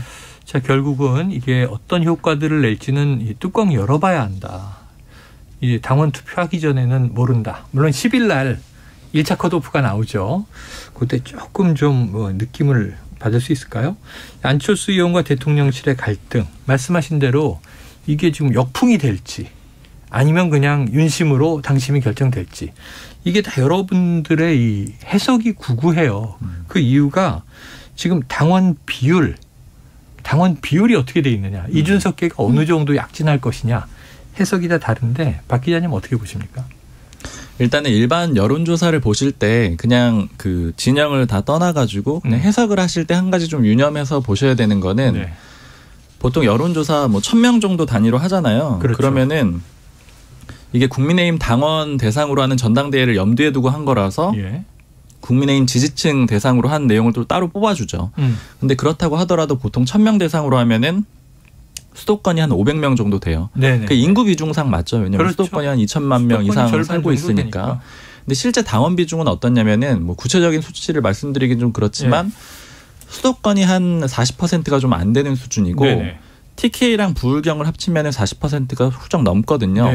그러니까 인구 비중이 좀 다르죠. 그러니까 실제 당원이 됐을 때는 수도권이 그만큼의 비중이 없다라는 거예요. 그러니까 이게 한 가지 좀 변수가 될 수 있다라는 겁니다. 예를 들어 TK 지역에 전통적인 그런 대통령 꼭 지원해줘야 된다라고 하는 그런 당원들이 많을 가능성이 좀 있고 그러면은 일반 여론조사보다는 훨씬 더 예를 들자면 뭐 김기현 의원 쪽에 힘이 실릴 가능성이 있다. 이런 것들은 조금 염두에 두고 보실 필요가 있고요.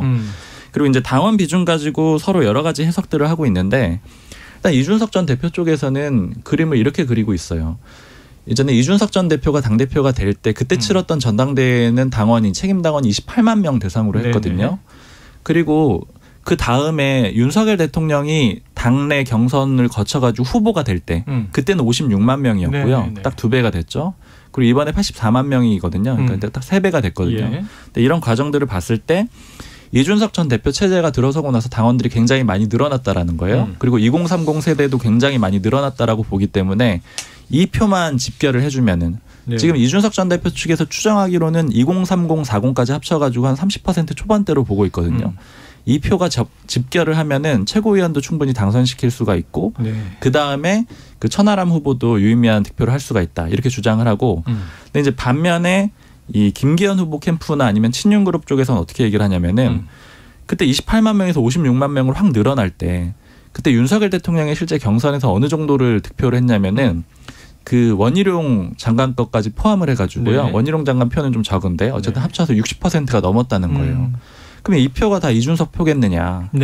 윤석열 표가 굉장히 많다. 이렇게 얘기를 하는 거고 그다음에 84만 명으로 또 늘어났잖아요. 그러니까 이때도 이준석 전 대표 쪽에서는 나를 지원해주는 당원들이 많이 들어왔다라고 하지만 윤석열 대통령 쪽에서는 이준석 막아야 되니까 윤석열 도와줘야 돼. 이렇게 하면서 들어오는 표도 그 당원들도 만만치 않았다라는 거예요. 그러니까 작용 반작용으로 치자면은 56만에서 한 60%를 갖고 있었으니까 84만으로 늘어났으면 오히려 그 이상으로 늘었을 것이다. 이렇게 보기 때문에 당원 투표에서는 좀 압도적이다 이렇게 보고 있고 사실 안철수 그 캠프 쪽에 물어봤을 때는 이렇게 수치로 얘기를 하고 있지는 않은데 경상도 쪽에서 굉장히 좀 분위기가 좋대요. 그리고 특히 하는 얘기 중에 하나는 지금 어쨌든 당권이 거의 PK 아니면은 수도권 이렇게 대립구도가 돼 있고 그다음에 김기현 의원 PK잖아요. 그렇죠. 그리고 김기현 의원을 지원해주는 소위 그 친윤계 의원들의 면면을 보면 대체로 PK입니다. 부산 쪽 지원들이 많아요. 의원들이. 그래서 거기에 대한 반감이 좀 있어서 TK가 오히려 좀 수도권 그 당대표를 원할 수 있다. 왜냐하면은 수도권 당대표가 나와야지 원내대표 정도는 TK에 줄 수 있는 거 아니냐. 근데 PK의 당대표가 되면은 TK를 원내대표로 주기가 좀 어렵다. 그러니까 이런 얘기들이 있어서 경상도 쪽에서도 TK 쪽에 좀 오히려 바람이 있다. 그리고 중진 의원들이 많이 도와준다라는 그런 그러니까 공개적으로는 아니지만 그런 얘기들도 좀 하고 있습니다. 같은 이제 우리가 영남권 이렇게 부르는데도 경북, 경남이 좀 분위기가 다르다. 이건 저희가 좀 생각 못했던 그런 대목입니다. 하나 더 여쭤볼게요. 보수 유튜버들이 지금 많이 출마했었죠. 후보 심사에서 부적격 판정으로 많이 탈락했어요. 지금 강신업 변호사 굉장히 센 비판을 SNS에 올리면서 법적 대응을 준비 중이다. 신혜식, 신혜 한수 대표, 지명직 최고위원을 제안받았다. 반발이 굉장히 거세요.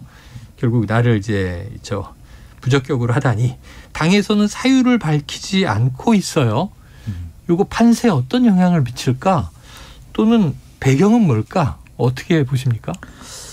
저도 그냥 좀 다시 한번 물어봤거든요. 근데 이미 공개적으로 얘기를 안 한다고 한 내용이어가지고 다시 물어봤는데 또 답변은 안 해주고 혹시 본인들한테는 알려줬냐 물어봤더니 본인들한테도 안 알려줬다라고 하더라고요.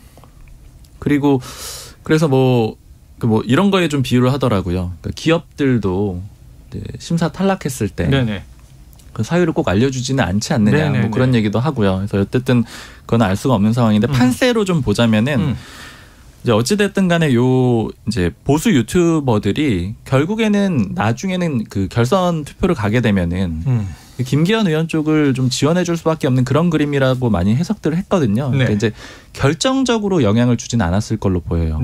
왜냐하면 본선 진출할 때도 그렇고 본선에 포함이 됐다고 하더라도 나중에는 어쨌든 이 표가 김기현 의원 표라고 대체로 생각을 하고 있었기 때문에 꼭 살려둬야 될 필요는 없는 거죠. 굳이 친윤 그룹 입장에서 보더라도요. 그러니까 주요 변수는 아니고 그리고 나와서 이제 강한 발언들 같은 것들이 좀 많이 나오게 되면은 전당대회가 안 그래도 지금 조금 혼탁한 상황인데 더 좀 격렬해질 수가 있다. 이런 우려들이 좀 반영이 된 걸로 보입니다. 그래요.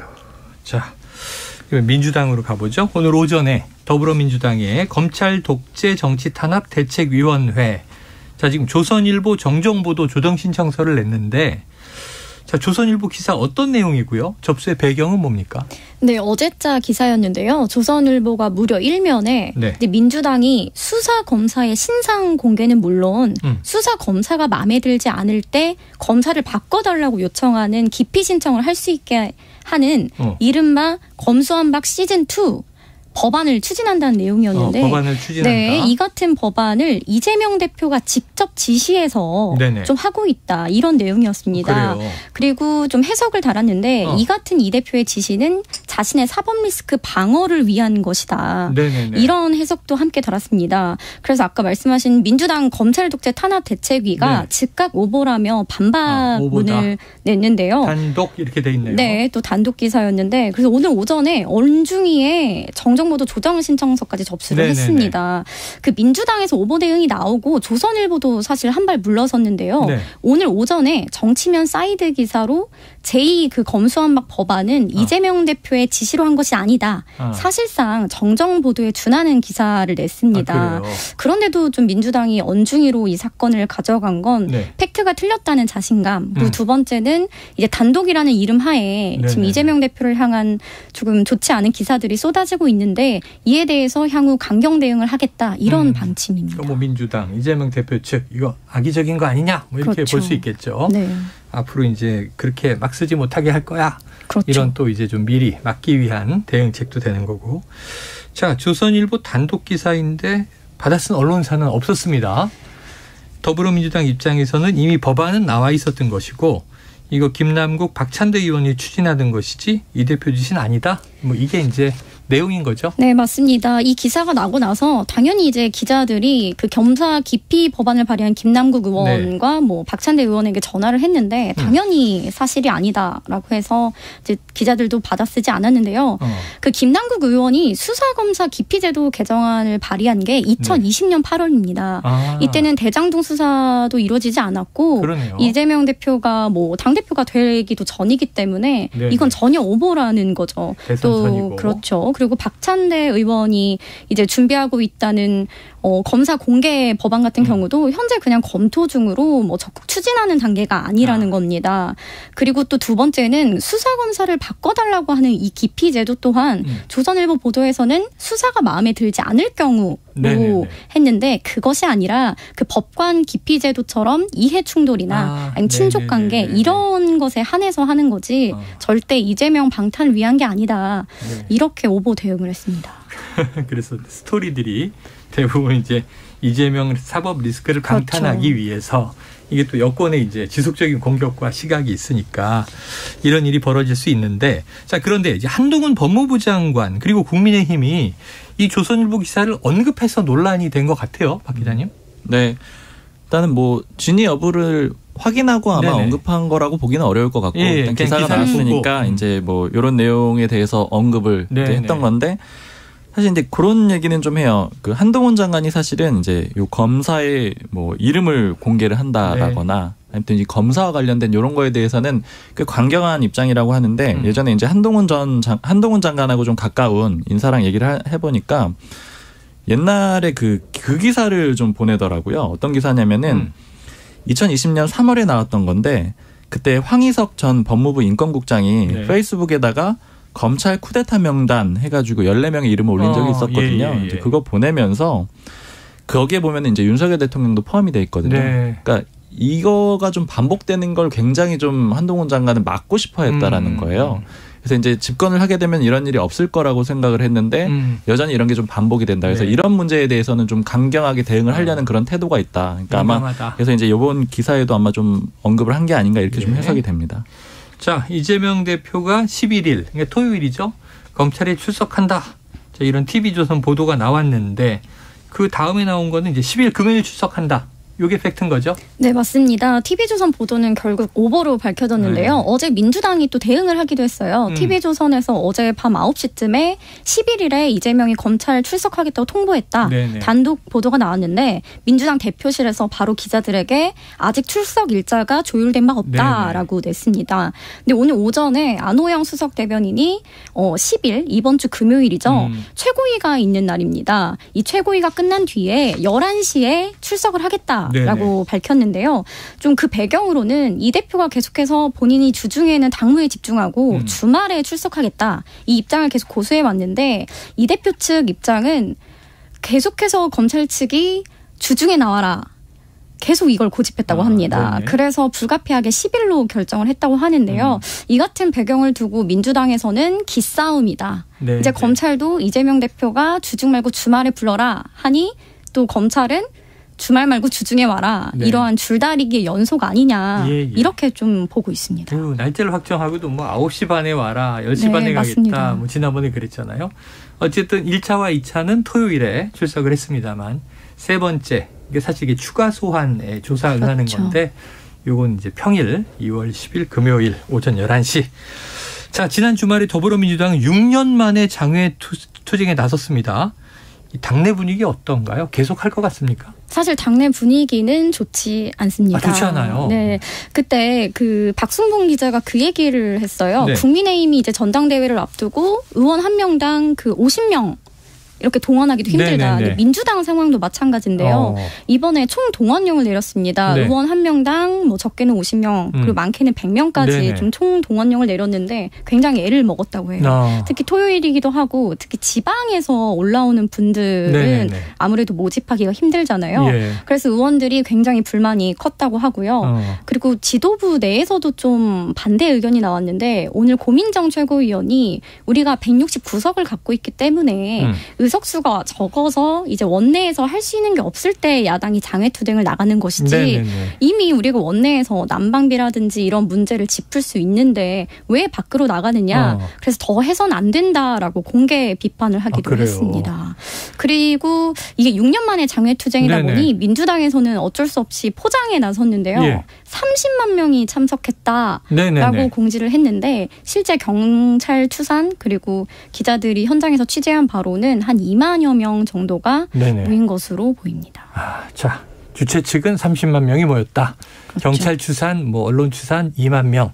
이런 일은 종종 저희가 과거 촛불 집회 때도 봐오고 그랬는데 자, 이 기자님이 보시기에는 그럼 2만 쪽이 더 팩트다? 맞습니다. 의원들한테 전화를 돌려보니 한 2만 정도가 정확하고 30만 명은 말이 안 된다라고 말을 하고요. 그리고 지도부도 향후 장외투쟁 어떻게 하실 거예요? 질문을 하면 우리가 계속한다고 말은 안 했다. 이렇게 얘기를 해서 알겠습니다. 좀 일회성으로 끝날 것 같습니다. 자, 지켜보도록 하죠. 또 한 가지 지금 이런 이슈가 있어요. 조국 전 장관 1심 선고, 징역 2년 실형이 내려졌는데 다만 이제 법정 구속은 피했습니다만 그 이후에 이제 조민 씨가 유튜브에 나와서 인터뷰를 하면서 굉장히 어제 화제가 됐어요. 또 이제 기성 언론들도 다 받아서 쓰고 지금 관련해서 민주당 내 분위기는 어떻습니까? 화제가 굉장히 된 거에 비추어서 사실 민주당에서는 논평 한 줄 나오지 않았습니다. 네, 다만 김남국 의원이 이제 개인적으로 페이스북에 공정하지 못한 판결이었다라는 취지로 글을 올렸는데요.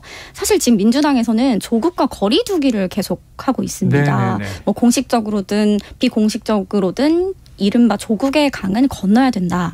이런 기류고요. 그런데 오늘 이상민 장관이 이제 조민 씨가 인터뷰한 것에 대해서 좀 공개 발언을 했는데 언급했어요? 이상민 의원이 이제 쓴소리로 유명하시죠. 오선 중진 의원님이고 오늘 뭐라고 했냐면 억울한 부분이 있을 수도 있고 사법의 공정이냐 불공정이냐 이런 잣대를 떠나서 일단 1심 판결이 그렇게 나왔으면 이를 좀 엄중히 받아들여야 된다라고 좀 비판을 했습니다. 그러니까 이렇게 인터뷰를 하는 것은 좀 적절치 않다는 우회의 비판으로 풀이가 됩니다. 그래요. 앞으로도 어떻게 흘러갈지 계속 봐야 되는데. 그리고 또 최강욱 의원님 좀 걸려있죠. 이번 1심 판결에서 최강욱 의원이 조국 전 장관 아들에게 이제 인턴 확인증명서 떼준 게 허위다. 법무법인에서 네, 판결이 났습니다. 그래서 지금 최강욱 의원이 이것과 관련해서 이제 허위사실 유포, 공직선거법 위반으로 대법원 판결을 기다리고 있는데요. 여기에 좀 영향을 미칠 수 있다. 그래서 최 의원의 뭐 당선 무효형이 나오면 민주당 내에서도 좀 논란이 일 것으로 보입니다. 그래요. 알겠습니다. 연결이 쭉 돼 있네요. 아이고, 저는 또 백원우 전 수석 징역 10월 나온 것만 보고 있었는데 그러네요. 말씀하신 거 보니까 의원 시절이 아니라 변호사 시절에 네. 법무법인에서 아들에게 인턴 확인서를 떼줬는데 그게 허위다. 그렇죠. 그런데 네. 최강욱 의원이 이제 선거 도중에 그것은 허위가 아니다. 라고 발언을 했기 때문에 네, 그걸로 재판을 받고 있다. 있습니다. 자, 알겠습니다. 불사조 기자단 오늘 여기까지 하죠. 박순봉 경향신문 기자, 이은지 문화일보 기자 두 분 수고하셨습니다. 고맙습니다. 감사합니다.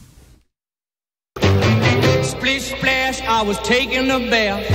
Long about a Saturday night. Yeah. 점심 먹고 유쾌한 시사 디저트 한 입. 최영일의 시사본부. Well, I stepped out the tub and put my feet on the floor. I wrapped the towel around me and I opened the door. And then 네, IT본부 본격적으로 시작해보죠. 알아두면 유익한 IT 이슈를 쏙쏙 소개해 주시는 김덕진 미래사회 IT연구소장 나와 계십니다. 어서 오세요. 네, 안녕하세요. 반갑습니다. 김덕진입니다. 야, 이게 뭐 매주마다 들으면요. 네. 세상이 막 달라지는 느낌이에요. 맞습니다. 자, 40일 만에 사용자 1000만 명을 모아서 화제가 된 지난주에도 언급해 주신 챗 GPT. 자, 2달 만에 1억 명의 사용자가 됐어요. 이게 진짜 놀라운 거예요. 네. 왜냐하면 일반적인 서비스도 1억 명 모으는 게 말이 안 될 정도의 시간이 걸리고 어떤 데는 1억 모으기도 쉽지가 않은 게 사실이잖아요. 아니, 이게 유튜브 조회수도 1억 명이 나오려면 뭐 세계적인 아이돌 정도예요. 그러니까요. 근데 이게 말씀드렸던 것처럼 40일 만에 사용자 수가 1000만 명이었어요. 네. 근데 2달이니까 60일이잖아요. 그렇죠. 60일 지났더니 9천만 명이 더 늘어서 1억 명의 월간 활성 사용자 수를 넘어선 거예요. 근데 이게 우리가 요즘에 계속 얘기되는 틱톡 있잖아요. 틱톡. 네. 틱톡이 1억 그 MAU, 그러니까 월간 활성자 수 도달하는데 9개월 걸렸거든요. 인스타그램은 30개월 걸렸는데 이게 이렇게 2달 만에 1억 뷰가 되니까 지금 모든 보고서나 해외에서도 이건 거의 인터넷 등장 이후에 20년 동안 이렇게 빠른 증가를 처음이다. 그러니까 결국에는 이게 거의 인터넷급의 변화다라고 얘기되고 있고요. 이게 운용되는 총 가용 시장이 향후 이 시장이 한 1000조 원대로 이제 육박할 수 있다. 네. 그래서 새 시장에서 나오는 수익 규모가 한 1000조 원대까지 높을 수 있다라고 지금 예측을 하고 있는 상황입니다. 이제 실제로 우리나라는 그나마 지금 챗GPT 쓰면 들어가져요. 왜냐하면 미국이 밤 시간이잖아요. 그러니까 우리는 막 쓰는데 실제 미국 시간으로 한 점심 시간대, 그러니까 우리로 치면 저녁 때만 되면 접속이 안 되거든요. 거의 너무 많은 사람들이 써가지고. 그래서 이게 이번에 미국인들을 대상으로 미리 사용자들한테 예약받은 사람한테만 유료 서비스를 냈어요. 20달러. 그러니까 매월 한 24,000원 내면 그냥 접속 쉽게 해서 빠르게 뭔가 누르고 할 수 있는 건데 회원제로. 네, 회원제로 하는 건데도 이것만 해도 그러니까 뭐 새로운 기능을 주는 게 아니라 그냥 안전하게 쉽게 쓸 수 있는데 20달러 내는 거거든요. 그런데도 사용자 수가 지금 엄청나고 있어서 이게 확실히 기존에 있었던 인공지능 서비스랑은 좀 많이 다르구나라는 걸 느낄 수 있게 하는 것 같고요. 그게 왜 그럴까를 또 생각을 해봤을 때 이 이제 챗GPT를 만든 오픈 AI의 대표가 좀 특이해요.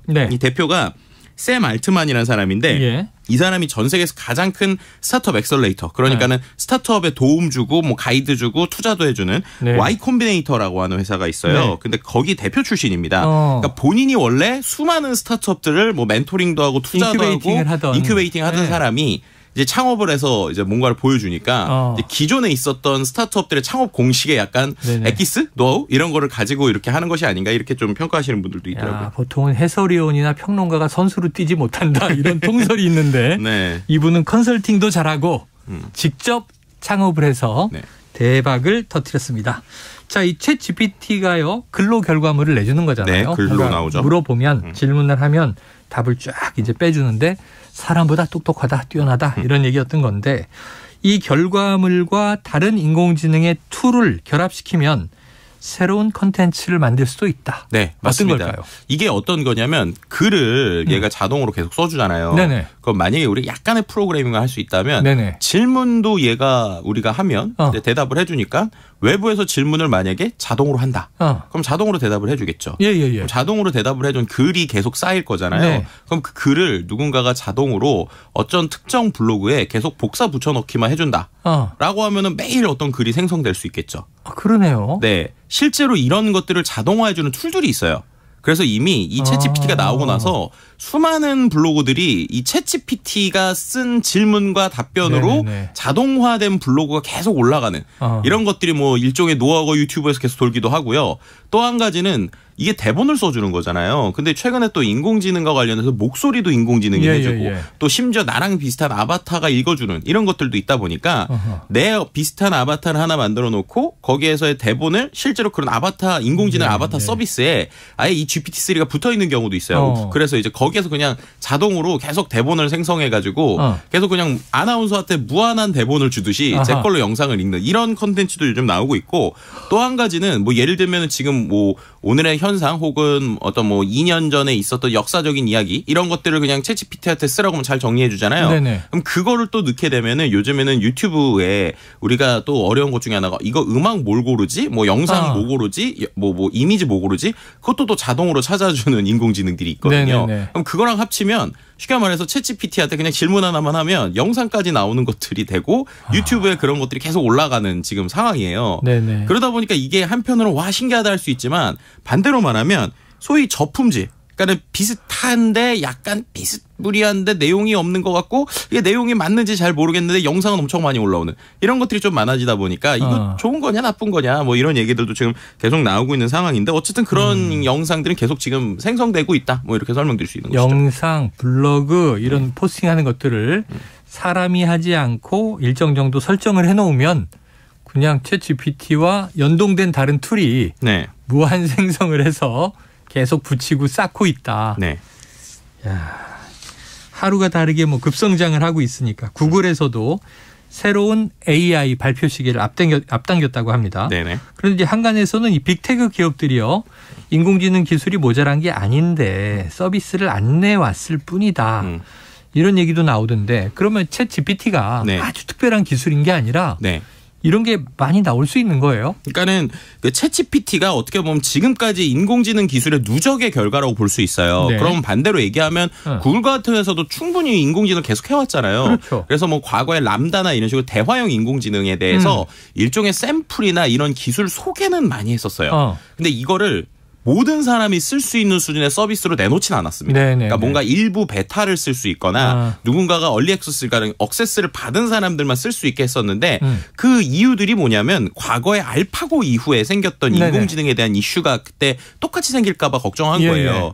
이게 뭐였냐면 알파고가 그때 등장했었잖아요. 그랬더니 그때 이제 구글에 있었던 알파고죠. 이제 알파고가 등장을 했더니 마이크로소프트가 아주 빠르게 테이라고 하는 녀석을 발표했어요. 이게 뭐냐면은 그냥 우리가 아는 트위터의 학습 데이터를 갖고 학습한 인공지능 대화형 챗봇이었습니다. 그때도 대화가 상당히 잘 됐거든요. 근데 그때 갑자기 많은 극단주의자들이 갑자기 이 테이한테 극단적인 질문을 계속하는 거예요. 그러니까 얘가 갑자기 이상한 답변을 막 하기 시작을 합니다. 그래가지고 실제로 이게 상당히 오염된 경우가 있어요. 그래서 서비스 제 기억에 뭐 며칠 안 돼서 이 서비스가 차단되고 막히고 이랬었거든요. 이 시간에 다뤘던 기억이 나네요. 네, 맞습니다. 근데 이게 이제 문제가 마이크로소프트나 구글 같은 데는 이미 큰 공룡이기 때문에 그런 데서 뭔가 하나 두 개만 이렇게 잘못 나오면 이게 기업 이미지나 기업에 하는 모든 것에서 이제 욕을 먹고 윤리적으로 이슈가 된단 말이에요. 그렇게 되니까 이들이 기술을 갖고 있음에도 아까 말씀드렸던 완벽하게 얘네들이 출처를 내거나 결과물을 내지 못하는 상황에서 괜히 이게 긁어부스럼 될까 봐 조심조심하고 있었는데 말씀드린 것처럼 오픈 AI는 스타트업이잖아요.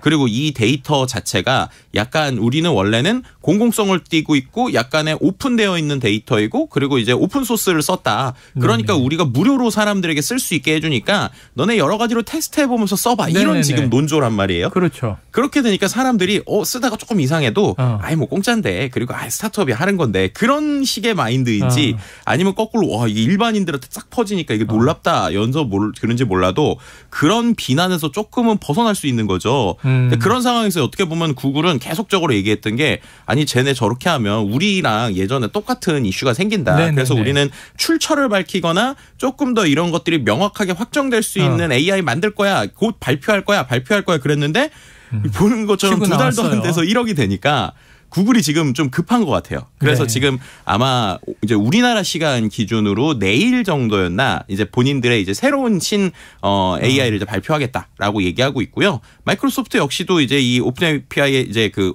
챗GPT를 만든 오픈AI에 투자했는데 이거를 검색 엔진에 붙여서 개발하겠다라는 게 이제 그 미국 시간 오늘 이제 발표가 되는 것으로 알고 있습니다. 그래요. 아니 이게 마이크로소프트에서 새로운 이제 어떤 뭐 윈도우 나올 때도 그랬고 새로운 게임 나올 때도 그렇고 베타 버전을 쫙 뿌려서 얼리 어답터들이 디버깅하게 만들었었잖아요. 버그 그렇죠. 잡고.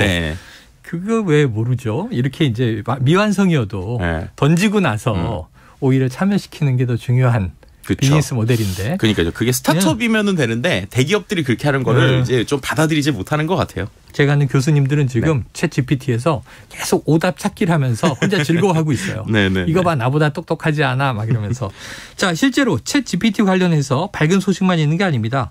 이 대규모 소송에 걸려 있다는데 무슨 일이에요? 네, 그러니까 아까 말씀드린 대로 얘네가 데이터를 학습했잖아요. 그럼 그 데이터 학습을 하게 한 원소스, 그건 누구 거냐라는 것에 대한 이야기가 나오는 거예요. 예를 들면 지금 메인으로 소송이 걸려 있는 건 정확하게 말하면 마이크로소프트이긴 합니다. 이제 마이크로소프트가 개발자들이 코드를 모아놓는 깃허브라고 하는 걸 인수를 해서 그거를 학습시켜가지고 이번에 이제 어떤 자동으로 코딩해주는 것도 만들었고 실제 오픈AI, 그러니까는 그 챗GPT에도 그게 일부 들어가 있거든요. 근데 이러다 보니까 개발한 개발자들이 이거 코드는 우리가 쓴 건데 뭐 예를 들어서 그거에 대해서 우리가 오픈 소스에 어느 정도 열어놨지만 어쨌든 이게 어떤 예를 들면 출처를 밝혀야 되는 소스들이 있다.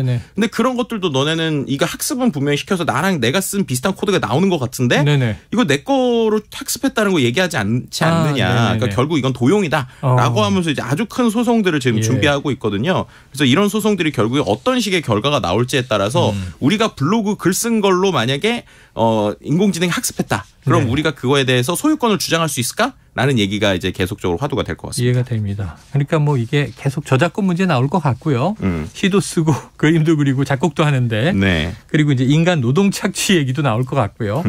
자, 이러다 보니까 이제 규제 얘기도 나오고 있는데 미국의 의회에서는 챗 GPT를 기반으로 한 연설문을 발표한 의원이 있다. 그럼 이제 자기가 안 쓰는 거예요? 네, 맞습니다. 실제로 이제 제이크 오친클로스라고 하는 미국 하원 의원이 지난 25일에 미국과 이스라엘의 공동으로 AI 연구센터를 설치하자는 내용의 법안을 소개했어요. 근데 그 법안 내용이 알고 봤더니 챗GPT에서 써달라고 한 거예요. 그런데 놀라운 거는 끝날 때까지 동의 의원들이 이게 컴퓨터가 연설문을 작성했다는 거는 아무도 몰랐다. 그러니까 이 정도 급이니까 이거 분명히 우리가 규제나 가이드라인 필요하다. 뭐 이런 얘기들이 지금 나오고 있는 상황이라고 볼 수 있을 것 같습니다.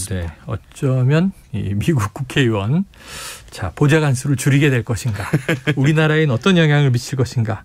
자, 우리나라도 정부와 공공기관에 이거 활용하는 것을 검토하는 중인 거죠? 네, 맞습니다. 근데 이제 좀 어떻게 보면 필요한 것은 필요하고 또 명함은 좀 명확하게 하고 가이드라인도 어느 정도 좀 필요한 상황이라 너무 빠르게 도입하는 것보다는 좀 지켜보면서 하는 게 낫지 않나라는 게 개인적인 생각이긴 합니다. 돌다리 두드려 보면서 건너고 꼼꼼한 대책을 세워서 또 이게 긍정적인 측면은 적극적으로 활용해서 결국은 기술이라는 걸 효율성을 높여주는 거니까요. 네, 맞습니다. 잘 쓰게 되기를 기대해 봅니다.